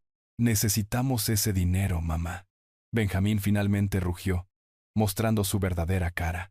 Tenemos deudas, problemas, y por eso decidieron volverme loca, dije. Por eso decidieron robarme. Por eso decidieron destruir los últimos años de mi vida. No fue personal, escupió él. Esas 3 palabras. No fue personal. 45 años de amor, 45 años de sacrificio, 45 años criando a un niño que no había engendrado, pero que había amado como propio. Y no fue personal. Tienes razón, Benjamín, dije, mi voz bajando a un susurro que cortó toda la habitación. No fue personal para ti. Y a partir de ahora tampoco será personal para mí. Me volví hacia mi abogado. Dr. Montgomery, creo que hemos terminado aquí. Colgué el teléfono. La guerra había sido declarada oficialmente. Y yo tenía todas las armas. Colgué el teléfono. El altavoz se apagó con un clic, sumiendo al centro de mando de nuevo en su habitual silencio zumbante. Los monitores brillaban mostrando flujos de datos financieros e informes de mercado que no significaban nada para mí en ese momento. Solo me senté allí. No me moví. No caminé por el piso de concreto. No golpeé con el puño el frío escritorio de acero. No maldije. Solo me senté. Miré la pared de hormigón gris rugoso frente a mí. Escuché el zumbido rítmico y silencioso del servidor. Conté los segundos mientras pasaban en mi cabeza. 1, 2, 3. Me senté allí inmóvil durante 10 minutos completos. La rabia ardiente y caliente que sentí cuando supe sobre la malversación. Eso se había ido. El shock que sentí cuando supe sobre la línea de crédito. Eso también se había ido. Todo se había quemado como combustible dejando algo más en su lugar. Hielo. Una capa de hielo profunda, estructural y perfectamente clara se estaba formando dentro de mi pecho. No solo me habían insultado. Esa fue la fiesta hace 2 días. No solo me habían mentido. Esa fue la línea de crédito hace 6 meses. No solo me habían robado. Eso fue la malversación. No, esto era algo completamente diferente. Habían planeado borrarme, hacerme declarar incompetente, usar mi amor por mi nieta, la casa de muñecas que construí con mis propias manos, como arma para probar que estaba loco, encerrarme en una instalación, despojarme de mi nombre, mi mente, mi identidad y mi libertad. Esto no era solo una traición, esto no era solo un robo, esto era una ejecución. Planeaban enterrarme vivo, un anciano senil, una carga. Un hombre que había perdido la cabeza. Un hombre que rechazaba la atención. La narrativa que habían construido. Era perfecta. Y yo había entrado directamente en ella. Mi ropa sencilla. Mi vieja camioneta. Mi vida tranquila. Mi obsesión con la carpintería. Había pasado 15 años construyendo mi coartada para proteger a mi hijo del veneno de la riqueza. Y él, a su vez, había utilizado esa misma coartada como el plano para destruirme. La ironía era tan aguda, tan perfecta, que casi me hizo admirar su eficiencia diabólica pura. Pensaron que estaban atacando a un pobre capataz jubilado. Pensaron que estaban pateando a un perro dormido. No tenían idea de que acababan de patear a un oso pardo hibernando. Los 10 minutos terminaron. El hielo estaba completamente formado. Sabía exactamente qué hacer. Levanté el teléfono seguro. Marqué a Serrano. Contestó al primer timbrazo. Roberto, ¿estás bien? Su voz estaba llena de genuina preocupación humana. Estoy bien, Pablo, dije. Mi propia voz me sorprendió. Estaba tranquila. Estaba estable. Era la voz que solía usar en la sala de juntas, justo antes de destripar a un competidor y vender su compañía por partes. Pablo, tengo nuevas instrucciones. Necesito que escuches con mucho cuidado. Cualquier cosa, Roberto. ¿Cuál es la jugada? Primero dije, el aviso de ejecución hipotecaria que enviamos. Sí, cancélalo. Hubo un silencio atónito al otro lado de la línea. Roberto, no entiendo. Pensé que ese era el punto. Pensaste que quería castigarlos quitándoles la casa, dije. Ese fue un movimiento emocional. Este es uno estratégico. No los quiero en pánico por la casa. Los quiero en pánico por el dinero. Continúa, dijo Pablo, su voz cambiando. Estaba de vuelta. Era todo negocios. Entendía. Cancela la ejecución hipotecaria de inmediato. Llama a la compañía de servicios. Diles que fue un error administrativo, Un error del sistema. Restaura el acuerdo hipotecario falso. Restaura todo lo relacionado con la propiedad. Quiero que Javier se despierte mañana por la mañana.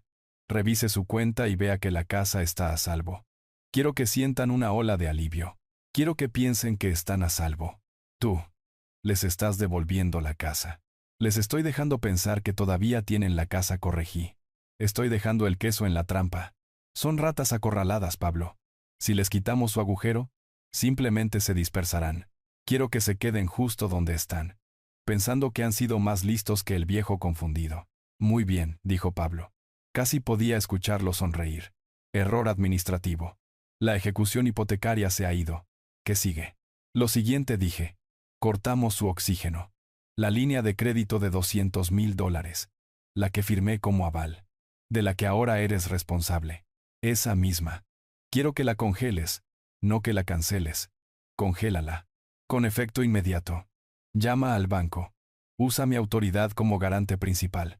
Diles que sospechas actividad fraudulenta en la cuenta, lo cual es la honesta verdad de Dios, y que la estás bloqueando a la espera de una investigación completa. Quiero que esté congelada tan fuerte que ni un solo dólar pueda moverse dentro o fuera. Oh, eso es hermoso. Roberto, dijo Pablo. Se despertarán pensando que la casa está a salvo, pero el efectivo con el que vivían, el efectivo que iban a usar para correr a las Caimán se ha ido. Exactamente. Estarán atrapados. Estarán en esa casa sin trabajo, sin dinero y con una acusación criminal colgando sobre sus cabezas.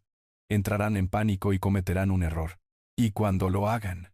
Preguntó Pablo. Cuando lo hagan, dije, estaremos allí. Eso es lo último. Mañana, a las 10 a.m. Te quiero en mi bungalow, el pequeño, la casa del capataz. Y quiero que traigas a 2 hombres contigo. No abogados, no contadores. Quiero a los 2 mejores detectives privados de tu nómina. Los que parecen que van en serio. Estás planeando una confrontación. Estoy planeando una intervención, respondí. Están desesperados. Se han quedado sin efectivo. Su plan de escape está arruinado. Su único movimiento restante es la audiencia de competencia. Tienen que venir a mí. Tienen que rogarme por dinero. O tienen que acelerar su plan para internarme. Miré la foto de Elena. Su sonrisa risueña. De cualquier manera terminé. Estaré listo para ellos. Mañana, Pablo. Terminamos esto. Terminamos esto por Elena. Estaremos allí a las 10. Roberto. Y ten cuidado. No te preocupes por mí, dije, colgando el teléfono. Ellos son los que necesitan tener cuidado ahora. No tuve que esperar mucho. Era el día después de Navidad. A las 10 de la mañana. Estaba en la pequeña cocina de mi bungalow, leyendo el periódico. Una simple taza de café negro humeando sobre la mesa de formica. La casa estaba en silencio. Estaba esperando. Escuché el auto antes de verlo. Bajó por mi tranquila calle residencial, demasiado rápido. Un chirrido de frenos. Un sonido completamente fuera de lugar en mi vecindario soñoliento. Luego un portazo de auto, seguido inmediatamente por otro. Pasos pesados y frenéticos en mi porche. Luego los golpes. No un toque cortés. No un golpe enojado. Era un golpe desesperado, aterrorizado y rítmico, como alguien tratando de derribar la puerta. Doblé mi periódico, tomé un sorbo lento de mi café y me levanté. Caminé hacia la puerta. Miré por la mirilla. Era Javier. Su rostro estaba pálido, brillante de sudor a pesar del frío. Sus ojos estaban muy abiertos, moviéndose de un lado a otro. Patricia estaba justo detrás de él, su cabello perfecto hecho un desastre. Estaba agarrando su teléfono con un agarre de nudillos blancos. Abrí el cerrojo y abrí la puerta. Antes de que pudiera decir una palabra, Javier me empujó, tropezando hacia mi pequeña sala de estar. «Papá, gracias a Dios. Gracias a Dios que estás aquí». Me agarró de los hombros, su agarre dolorosamente fuerte. Estaba temblando.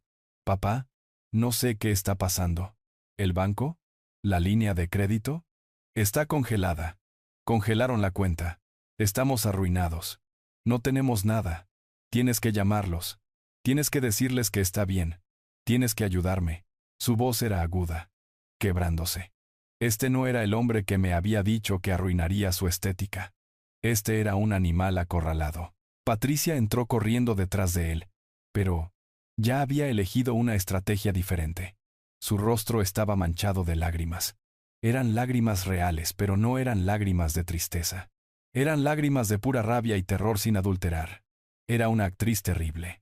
Roberto sollozó, corriendo hacia mí. Nunca me llamaba papá. Roberto, por favor, lo sentimos mucho. Somos monstruos. Lo sabemos. Lo que dijimos sobre la Navidad. Solo estábamos. Estábamos estresados. Fuimos horribles. Estábamos equivocados. De hecho, trató de agarrar mi mano. La dejé. Su piel estaba húmeda. Pero no puedes hacernos esto, lloró, su voz subiendo. Congelaron todo. Fuimos al banco esta mañana. La línea de crédito está bloqueada. Nosotros no tenemos nada, Roberto. No podemos pagar nada. Perderemos todo, tienes que ayudarnos. La miré a ella. Luego miré a mi hijo que paseaba por mi pequeña sala de estar como un lobo enjaulado. ¿Todo? Pregunté. Mi voz era tranquila, curiosa. Todo, gritó Javier. La casa, el aviso de ejecución hipotecaria, pensamos. Pensamos que podíamos usar la línea de crédito para encontrar un lugar nuevo para sobrevivir. Pero se ha ido. Dijeron que está congelada por investigación de fraude. ¿Qué les dijiste, papá? ¿Qué hiciste? Lo vi entonces. La pieza final de su rompecabezas desesperado. Habían perdido la casa. Mi aviso de ejecución hipotecaria había sido un error administrativo. Habían sentido un momento de intenso alivio, y luego, en medio de su celebración, en medio de su plan de escape, habían buscado los $200,000 que yo había garantizado, y habían encontrado una cuenta congelada vacía. No solo habían perdido su refugio, habían perdido su combustible para el jet. Estaban varados, atrapados, sin trabajo, sin casa, sin escape. Y las consecuencias legales por la malversación de Javier todavía se dirigían hacia ellos. No les dije nada, dije con calma. Solo les dije que congelaran la cuenta. ¿Pero por qué?, chilló Patricia. Después de todo, dijimos que lo sentíamos. ¿Por qué le harías esto a tu propia familia? La miré. A esta mujer que había planeado hacerme internar. Miré a mi hijo, el ladrón, e hice lo que esperaban que hiciera el pobre y senil anciano. Parecí confundido. Dejé caer mis hombros. Dejé que una mirada de aturdimiento cruzara mi rostro. Yo no entiendo, dije con voz temblorosa. Yo pensé que estaban gastando demasiado. Solo quería ponerle una pausa. Solo hasta que pudiéramos hablar. No sabía que congelaría. ¿Fraude? ¿Por qué dirían fraude? Les dejé ver la demencia que querían ver.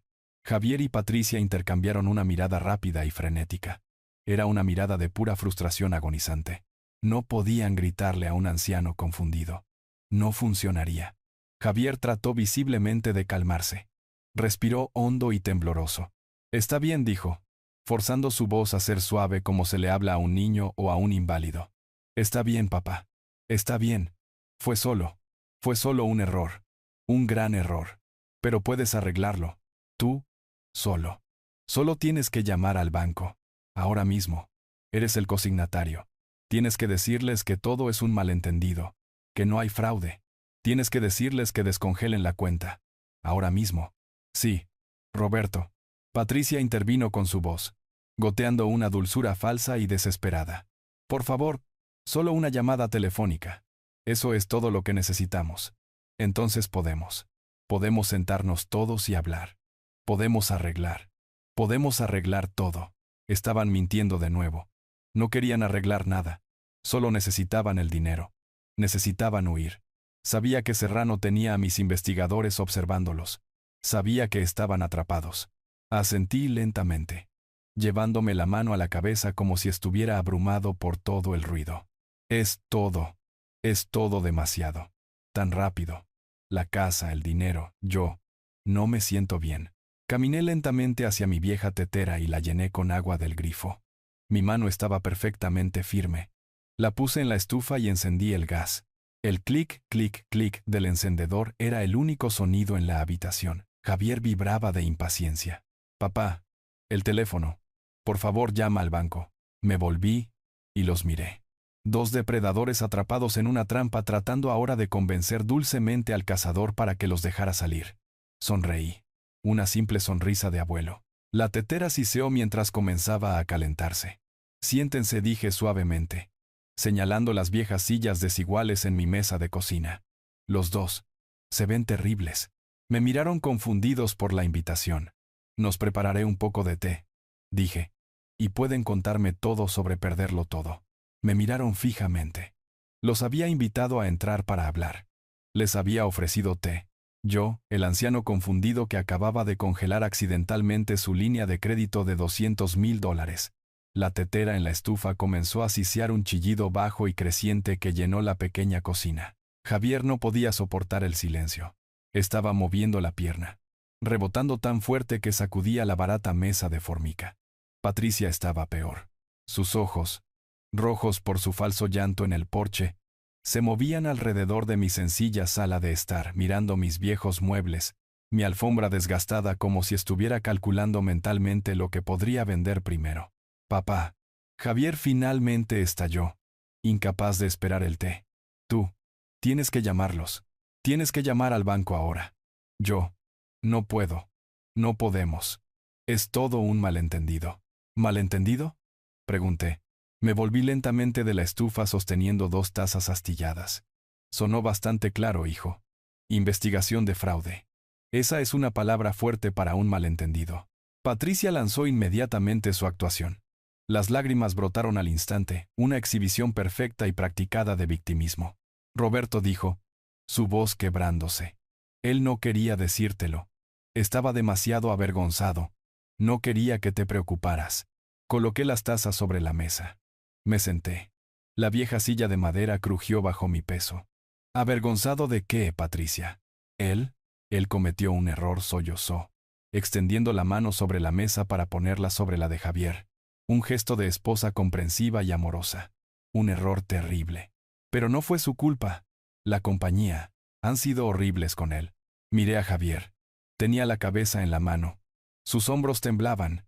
Él también estaba interpretando su papel. El hijo roto.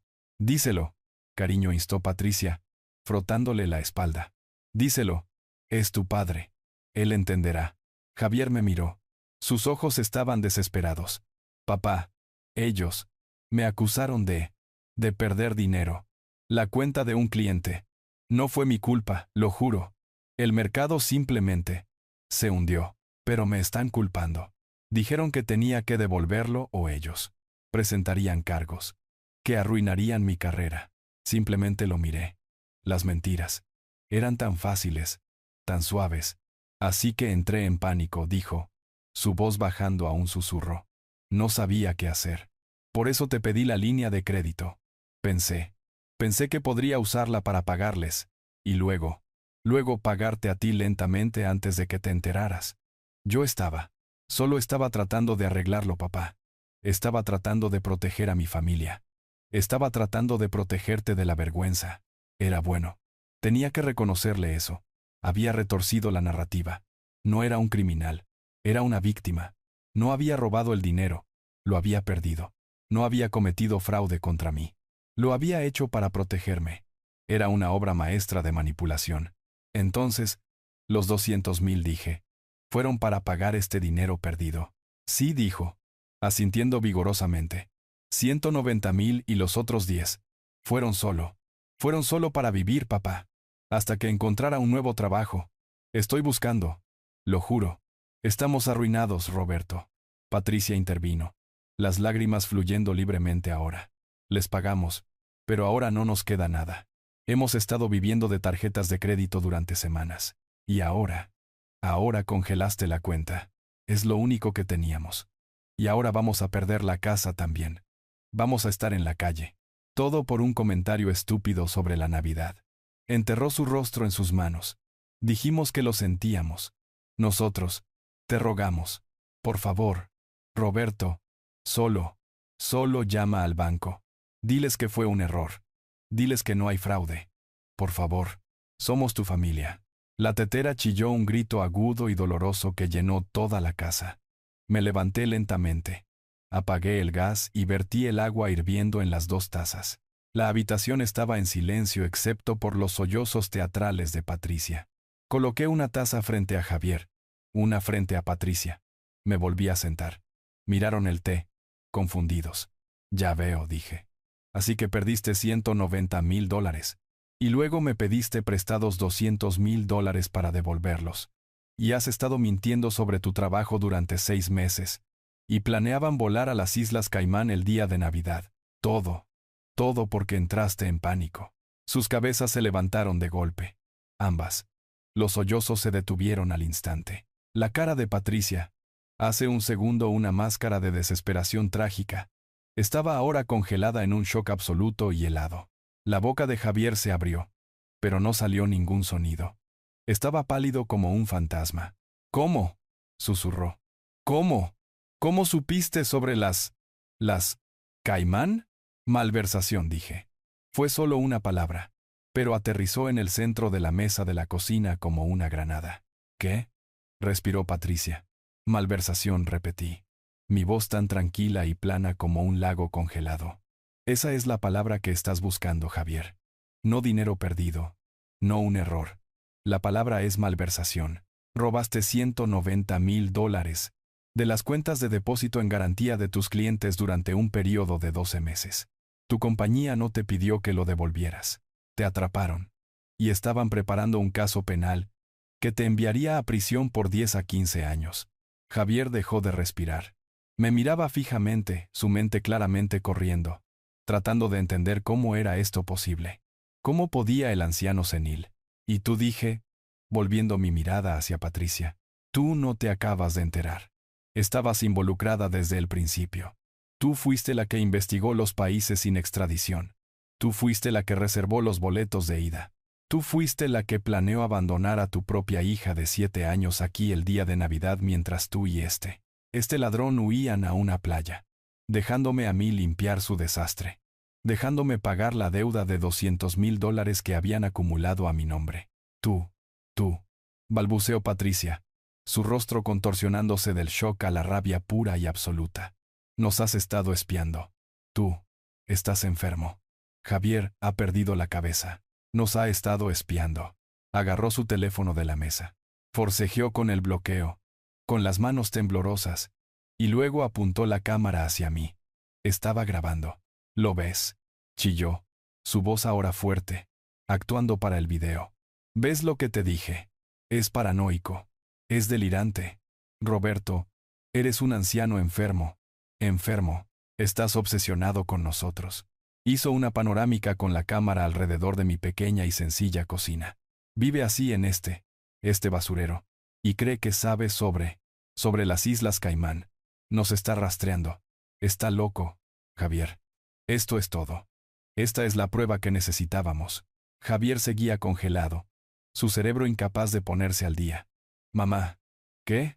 ¿Cómo? Esto es perfecto, Roberto, gritó Patricia, con los ojos salvajes, una sonrisa aterradora y triunfante extendiéndose por su rostro. Pensó que me tenía. Pensó que este era su momento. Pensó que mi paranoia era la pieza final de evidencia que necesitaba para probar que yo era incompetente. Creía en su arrogancia que acababa de ganar.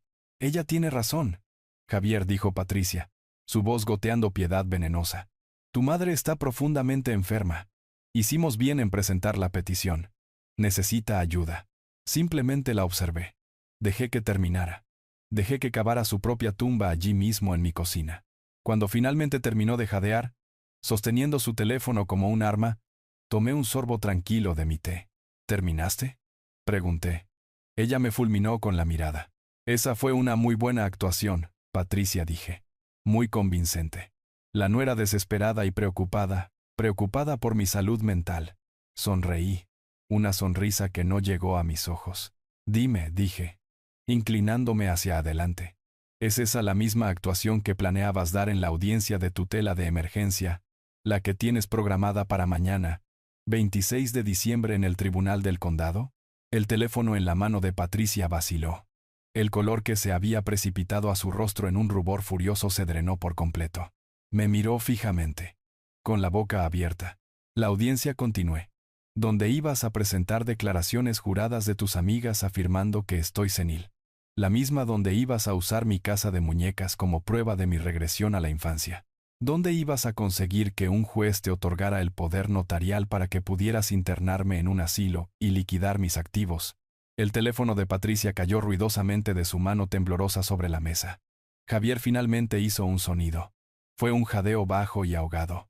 Miró de mí a su esposa y en ese instante entendió. Entendió que ella no solo había estado planeando un escape, había estado planeando mi ejecución. ¿Cómo?, susurró Patricia, su voz apenas audible. ¿Cómo sabes eso? Porque dije, no soy un capataz de fábrica jubilado. Me levanté. Caminé a través de la sala de estar hacia la pared trasera, la que estaba cubierta por una vieja estantería descolorida llena de los libros de jardinería de Elena. «Mamá, ¿qué estás haciendo?», preguntó Javier, su voz temblando. Puse mi mano en el costado de la estantería y empujé. Con un suave siseo hidráulico que fue completamente silencioso en la pequeña casa, toda la estantería giró hacia adentro, revelando una escalera oscura que conducía hacia abajo a los cimientos de hormigón. Javier y Patricia simplemente miraron fijamente. Sus rostros una máscara de completa y total incredulidad. «Tú tienes un sótano», balbuceó Javier. Esta casa está sobre una losa. Las apariencias pueden engañar. «Hijo», dije. Me volví y miré hacia las escaleras. Unos pasos hacia la oscuridad. «Pablo, creo que nuestros invitados están listos». Pasos pesados y medidos subiendo las escaleras. Un momento después, un hombre emergió a la luz de mi cocina. Tenía casi 70 años como yo, pero llevaba un traje de 3 piezas perfectamente hecho a medida. Sostenía un maletín grueso encuadernado en cuero. Era mi amigo, mi abogado, mi socio. Era Serrano. «Pablo», susurró Javier. Lo reconoció. Lo había conocido en el funeral de Elena, presentado como un viejo amigo de la fábrica. «Hola, Javier», dijo Serrano. Su voz era educada, pero sus ojos eran astillas de hielo. «Patricia». «¿Qué es esto?», exigió Patricia, encontrando su voz. «¿Quién es usted? ¿Qué está pasando?». «Esto», dijo Serrano, «es lo que llamarías un cambio de circunstancias». Se hizo a un lado y 2 hombres más subieron las escaleras detrás de él. No eran abogados, eran altos, fornidos, y llevaban las inconfundibles chaquetas cortavientos azul oscuro de la División de Delitos Financieros de la Policía de la ciudad. Patricia los vio. Dejó escapar un pequeño grito ahogado. Javier se puso de pie de un salto, tirando su silla. Miró a la puerta, miró a las ventanas, miró a los detectives. Estaba atrapado. «Javier Castillo». «Patricia Castillo», dijo el primer detective, su voz llenando la pequeña y tranquila habitación. «Ambos están bajo arresto por conspiración para cometer fraude contra un adulto mayor, perjurio y robo grave». «No», chilló Patricia, lanzándose hacia la puerta. «No pueden. Nosotros somos las víctimas. Él es el que está loco. Él es el que está». Su voz murió cuando el segundo detective se interpuso tranquilamente frente a ella, bloqueándole el paso. «Señora, voy a necesitar que ponga las manos detrás de la espalda». Mientras los detectives comenzaban el proceso metódico de esposar a mi hijo y a su esposa, Javier simplemente se quedó allí, inerte, con los ojos clavados en los míos. No se resistió, simplemente miró, su rostro una máscara hueca de derrota. «Mamá», susurró. Yo no entiendo. Tu casa. Tú eres. ¿Quién eres?» Serrano dio un paso adelante, abriendo su maletín en mi mesa de cocina. Lo abrió con un clic. «Tu madre», Javier, dijo Pablo, su voz fría y clara. «Es Roberto Castillo, de Logística Global Castillo y Serrano. Su patrimonio neto actual es de $82 millones. Patricia dejó de luchar. Simplemente se congeló. «La casa en la que vivían», continuó Pablo, «fue comprada para ustedes en efectivo por su padre hace 10 años. La hipoteca que estaban pagando era una ficción legal, que él creó para depositar dinero en el fondo fiduciario de su hija. La línea de crédito de $200,000 en la que incumplieron fue garantizada personalmente por él. La petición de tutela que presentaron fue desestimada por un juez esta mañana a la luz de la abrumadora evidencia en contra». Serrano metió la mano en su maletín y sacó una pequeña grabadora de audio digital. Y finalmente dijo: «Tenemos esto». Presionó reproducir, y la cocina se llenó con la voz de Patricia. Fría, calculadora, clara como una campana. «Solo mételo en el asilo. Una vez que tengamos la tutela, tenemos el control total. Estará tan drogado que ni siquiera recordará su propio nombre». Vendemos todo. Pagamos las deudas y nos vamos. Es solo un viejo confundido. ¿Quién le va a creer? La grabación se apagó. Los detectives que se habían detenido durante la grabación tomaron a Javier y Patricia por los brazos. Tú, balbuceó Patricia, mirándome. Su rostro una máscara de puro odio concentrado. Bastardo. Sáquenlos de mi casa, dije a los detectives. Y lo hicieron. Vi cómo sacaban a mi hijo, mi único hijo, de mi cocina esposado. Nunca miró atrás, ni una sola vez. Los detectives los sacaron de mi casa esposados. Observé a través de la pequeña ventana de la cocina mientras los metían en la parte trasera de patrullas separadas. Patricia gritaba, su voz estridente y fea, todavía gritando sobre sus derechos, sobre sus padres, sobre cómo todo esto era un error. Javier estaba en silencio. Simplemente miraba sus pies. Cuando la puerta del auto se cerró, levantó la vista solo por un segundo y sus ojos se encontraron con los míos a través de la ventana. No había remordimiento en su mirada, ni tristeza, solo un odio frío y vacío. La mirada de un hombre que no lamentaba lo que hizo, solo lamentaba haber sido atrapado. Cuando las sirenas se desvanecieron, mi casa volvió a estar tranquila. Pero era un tipo diferente de tranquilidad. Era el silencio pesado y estéril de una habitación de hospital después de una cirugía larga y complicada. Se había realizado una amputación. Las partes enfermas habían sido cortadas. Serrano todavía estaba en mi mesa de cocina empacando su maletín. Me miró, con el rostro sombrío. «Está hecho», Roberto dijo. «¿Qué pasa ahora?», pregunté. «Ahora», dijo. «Se pone ruidoso». Tenía razón. A la mañana siguiente estaba en todas partes. La historia era demasiado buena para que los medios se resistieran. Fue la noticia principal en todos los canales locales. Y estaba siendo recogida a nivel nacional. Los titulares eran brutales. El capataz fantasma. La vida secreta del millonario. El complot del hijo para encerrar a su padre y robar millones descubierto. La decepción estética. Cómo las mentiras de una pareja codiciosa llevaron a su arresto. Mi vida tranquila y sencilla había terminado. Mi teléfono, el plegable, y mi línea segura sonaban sin parar. Los desconecté todos. Alex, mi jefe de seguridad, colocó un equipo en mi puerta para mantener alejadas las camionetas de noticias. El proceso legal fue rápido, enfrentándose a 82 millones, a un equipo de abogados de Castillo y Serrano, y a todo el peso de la evidencia del FBI sobre la falsificación de documentos. Javier y Patricia no tenían oportunidad. Su defensa se desmoronó. Pero su matrimonio se desmoronó primero. Lo escuché de Serrano. En el momento en que estuvieron en salas de interrogatorio separadas, Patricia cantó como un canario. Se volvió contra Javier con una velocidad y una crueldad que era casi impresionante. Fue todo él. Cada parte de ello. Se pintó a sí misma como una esposa aterrorizada y manipulada. Víctima de un criminal carismático y adicto al juego.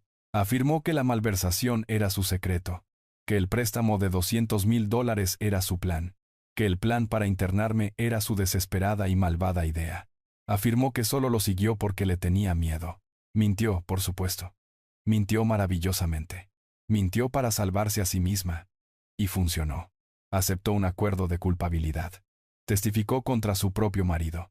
Estuve en la sala del tribunal para la sentencia. Tenía que estarlo. Patricia fue primero. Llevaba un vestido gris simple y modesto. Su cabello estaba recogido hacia atrás, sin maquillaje. Parecía un ratón. Lloró en el estrado mientras leía su disculpa al tribunal y a mí. Dijo que estaba cegada por un amor tóxico y que estaba buscando terapia para su codependencia. El juez, al ver su plena cooperación y su evidente remordimiento, le dio 5 años de libertad condicional, 2,000 horas de servicio comunitario y una orden de restricción permanente y legalmente vinculante. Nunca debía acercarse a menos de 150 metros de mí o de mi nieta Valentina nunca más. Salió de la sala del tribunal ese día como una mujer libre. No me miró. Luego fue el turno de Javier. Se paró ante el juez ya no con sus trajes costosos, sino con uno mal ajustado proporcionado por su defensor público. No le quedaba nada. Su propia esposa había sido la testigo estrella en su contra. El juez leyó los cargos. Malversación de fondos grave de su antigua firma.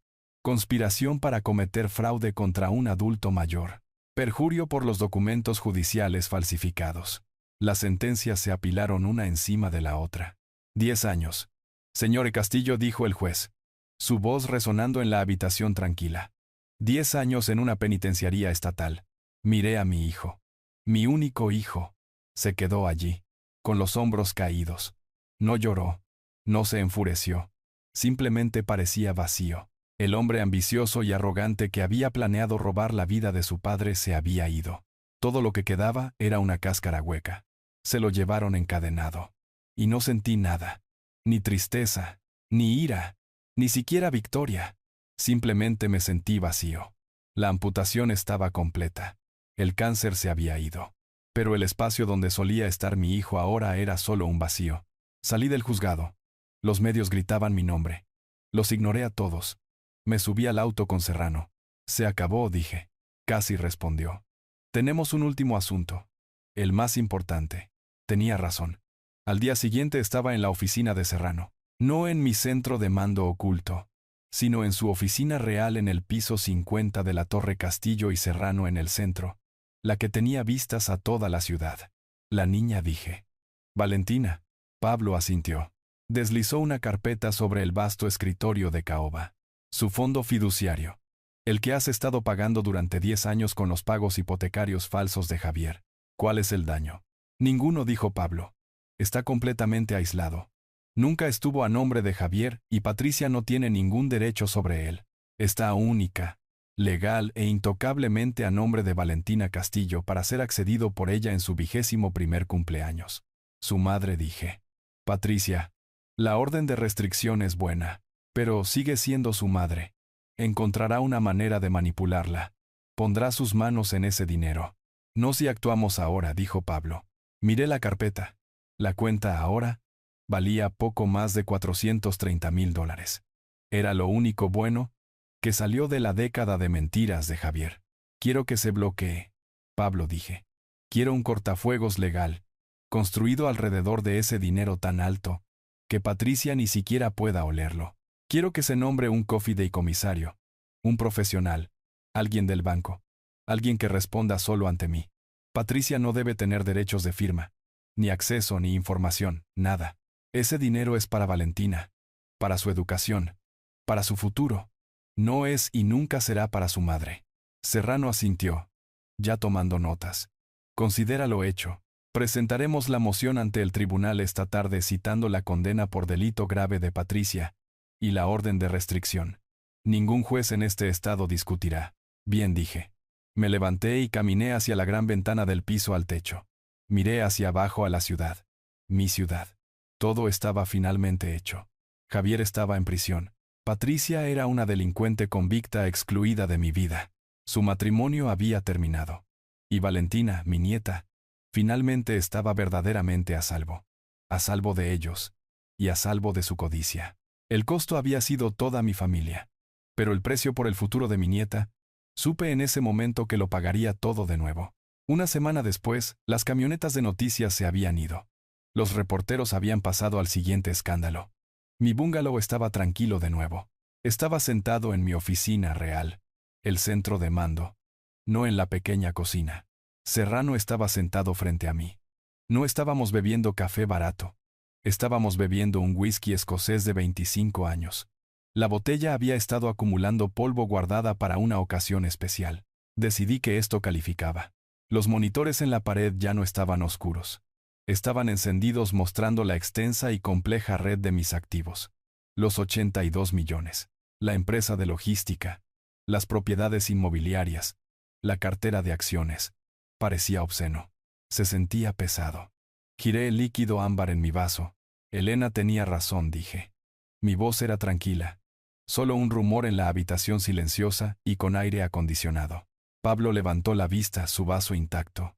¿Sobre qué, Roberto? Sobre esto. Señalé las pantallas. Los números.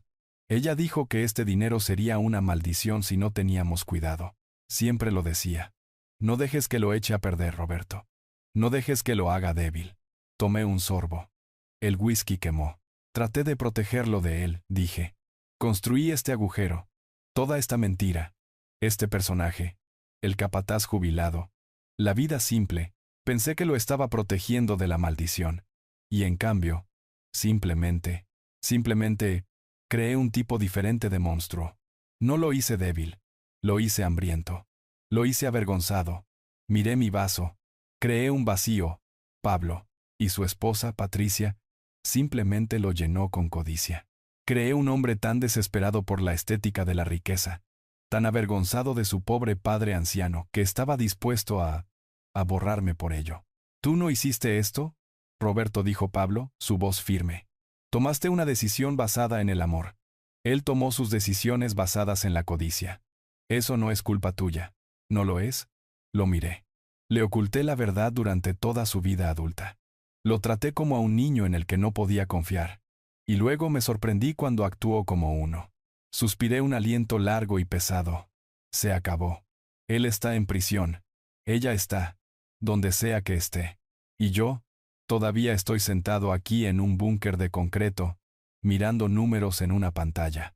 Elena tenía razón. Es una maldición. Entonces rómpela, dijo Pablo simplemente. Lo miré. ¿Qué? Rompe la maldición, Roberto. Tienes 70 años. Te has estado escondiendo durante 15 años. Has estado fingiendo ser un fantasma en tu propia vida. ¿Cuál es el punto? ¿Para qué estás guardando todo esto? ¿Para quién? Tenía razón. El secreto. El esconderse. El bungalow simple. La vieja camioneta. Todo fue una actuación. Y la audiencia ahora estaba en prisión. El espectáculo había terminado. Un nuevo sentimiento se apoderó de mí. No ira. No tristeza. Solo agotamiento. Estoy cansado de esconderme. Pablo, dije. Me volví hacia los monitores. Todos esos números. Todo ese poder. Todo simplemente sentado allí. Inactivo. Terminé, dije. Terminé de fingir. Me levanté. Véndelo. Pablo parpadeó. ¿Vender? ¿Qué, Roberto? La compañía. No. No la compañía. Vende los activos. Las propiedades secundarias. Las participaciones en la sombra. Quiero que comiences a liquidar una parte significativa de la cartera. Quiero 10 millones en efectivo líquido. Lo antes posible. Pablo se levantó. Roberto, eso es un movimiento masivo. ¿Qué planeas hacer con él? Miré la foto de Elena, la que había traído de mi bungalow, y colocado en el escritorio de acero. Sus ojos risueños. Voy a empezar a usarlo, dije. Como ella hubiera querido. Como deberíamos haber hecho hace años. Me volví hacia Pablo. Quiero que establezcas una fundación. Una nueva. Llámala Fundación Elena Castillo. Y quiero que su misión sea simple. Para niños. Para niños como Valentina. Niños que están atrapados. Niños cuyos padres les fallan. Ya no vamos a esconder este dinero, Pablo, dije. Vamos a ponerlo a trabajar. Vamos a hacer algo bueno con él. Rompamos esta maldita maldición para siempre. Un año. 365 días.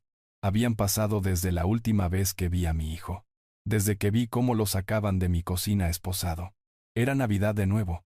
Pero esta Navidad no estaba en el bungalow pequeño y estrecho. No me estaba escondiendo. Estaba en casa. Estaba en la casa que acababa de terminar de construir.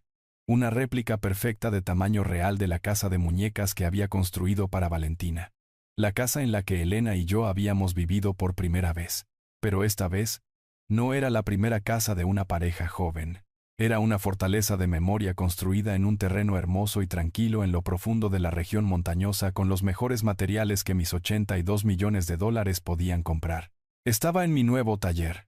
Un espacio vasto y limpio que olía a pino recién cortado y café. Las ventanas daban a un valle cubierto por una ligera capa de nieve. La Fundación Elena Castillo estaba completamente operativa. Serrano manejaba el día a día. Pero yo aprobaba cada subvención. Habíamos financiado 3 nuevos refugios para niños abusados y un fondo de asistencia legal para ancianos que luchaban contra el fraude de tutela. Mi dinero ya no era un secreto. Era una herramienta. Finalmente estaba funcionando. Estaba terminando un pequeño pájaro de madera, lijando las alas suavemente. Era para Valentina. Todavía le hacía regalos. No sabía si alguna vez los recibiría. La orden de restricción era férrea contra Patricia. Y dado que Valentina solo tenía 8 años, la custodia de Patricia significaba que mi nieta estaba, por defecto, alejada de mí. No la había visto en 365 días. El timbre sonó. Me congelé. Mis manos dejaron de moverse. No esperaba a nadie. Serrano estaba en las montañas con su familia. Mi jefe de seguridad, Alex, estaba estacionado en la puerta principal a 1,5 kilómetros de distancia por la carretera. Habría llamado si fuera una amenaza. Esto era solo un visitante. Caminé por la casa nueva, mis botas resonando en los pisos de roble de tablones anchos. Fui a la pesada puerta principal y miré por la mirilla. Mi corazón se detuvo. Eran ellas. Valentina. Tenía 8 años ahora. Parecía más alta, más delgada. Su cabello era más largo. Llevaba un abrigo rosa simple que parecía una talla demasiado pequeña. Y sus manos estaban metidas en sus bolsillos. Y detrás de ella, parada justo fuera del porche, estaba Patricia. Mi mano se apretó en el pomo de la puerta. El hielo. El viejo hielo frío y quirúrgico. Sentí que comenzaba a arrastrarse de nuevo en mis venas. Luego, miré de nuevo. Esta no era la Patricia que recordaba. Esta no era la mujer del vestido de diseñador que se había burlado de mi estética. El cabello rubio, helado y perfecto había desaparecido.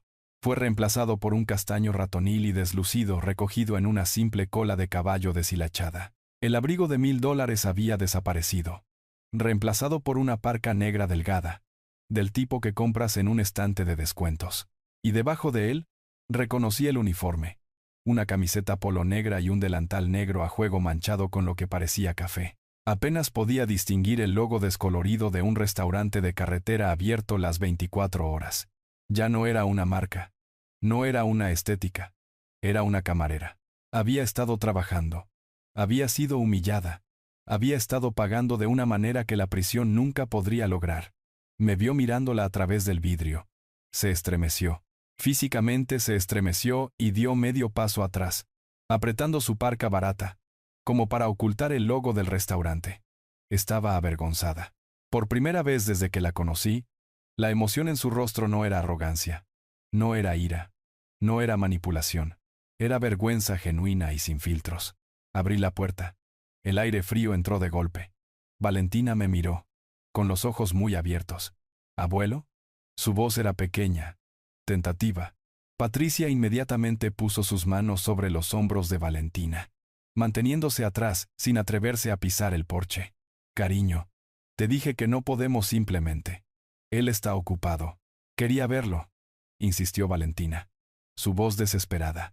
Se apartó de su madre y dio un paso hacia mí. Patricia no me miraba. Estaba mirando la intrincada carpintería de la barandilla de mi porche, el felpudo de bienvenida. Su rostro estaba demacrado. Estaba cansada. El fuego, el veneno, la arrogancia, todo se había ido. Patricia, dije. Mi voz era solo grava. No había pronunciado su nombre en un año. Ella saltó, sorprendida. Finalmente obligó a sus ojos a encontrarse con los míos. Vi miedo. Pero era un tipo diferente de miedo ahora. No era el miedo a ser atrapada. Era el miedo de una persona que no le queda poder. Señor Castillo, dijo, formal, tranquila. Yo, lo siento. No deberíamos haber venido. La orden de restricción. Estoy en el camino público. Estoy a 150 metros de distancia. No la estoy violando. Solo, empujó a Valentina ligeramente hacia adelante. Un gesto pequeño e impotente. Ella no dejaba de preguntar, susurró Patricia, y su voz se quebró. ¿Te extraña? Yo, le dije que solo preguntaría. Eso es todo. Nos vamos. Lamento molestarlo. Comenzó a girarse, buscando la mano de Valentina. Vamos, Vale. Vámonos. Y yo simplemente me quedé allí, mirándolas. La mujer que había tratado de enterrarme vivo. La mujer que había ayudado a mi hijo a planificar mi ejecución financiera y social. La mujer que ahora trabajaba turnos dobles en un restaurante para pagar su restitución ordenada por el tribunal. Y mi hijo, Javier, estaba en una prisión de baja seguridad trabajando en la biblioteca. Estaba tomando clases de contabilidad. Me escribía cartas, una cada semana. No había abierto ni una sola. Estaban en una caja en mi oficina justo al lado de los planos originales de esta misma casa. El ciclo del dolor. Estaba parado justo aquí en mi porche. Podía cerrar la puerta. Tenía todo el derecho de hacerlo. Podía llamar a Alex. Podía llamar a la policía y hacer que la arrestaran por violar el espíritu de la orden de restricción. Podía dejar que caminaran de regreso por el largo y frío camino de entrada, hacia cualquier auto destartalado que condujera ahora. Podía quedarme con el hielo. Podía aferrarme a la victoria. Miré a Valentina. Me estaba mirando. Su rostro arrugado con la decepción familiar de un niño que nunca obtiene lo que quiere. Ella era la única que era verdaderamente inocente. Ella era la que había perdido a su padre en la prisión, a su madre en la pobreza y la vergüenza, y a su abuelo en una ira que posiblemente no podía entender. Todo por esto. Todo por el dinero. La voz de Elena. Un susurro de hace 20 años. No dejes que sea una maldición, Roberto. No dejes que se trate solo de ganar. Si cerraba esta puerta, la maldición continuaría. El odio continuaría. El hielo ganaría. Patricia ya se alejaba, tirando de una reacia Valentina con ella. Hace frío afuera, dije. Mi voz me sonó extraña incluso a mí. No era la voz del CEO. No era la voz del padre enojado. Era solo una voz. Patricia se detuvo. Se dio la vuelta lentamente.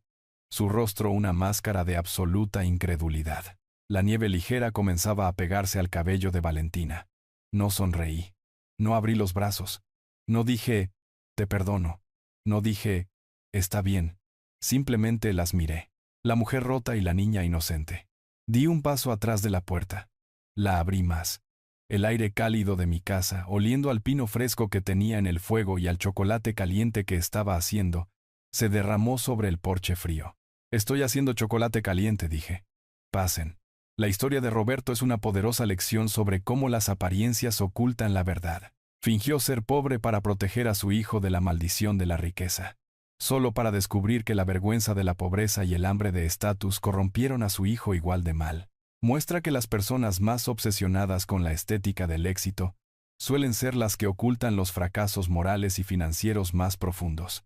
Esta historia nos recuerda que el verdadero valor no se mide por una cuenta bancaria o un auto de lujo, sino por la dignidad, la honestidad y la fuerza para protegerte incluso de las personas a las que se supone que debes amar. ¿Qué hubieras hecho tú si estuvieras en el lugar de Roberto?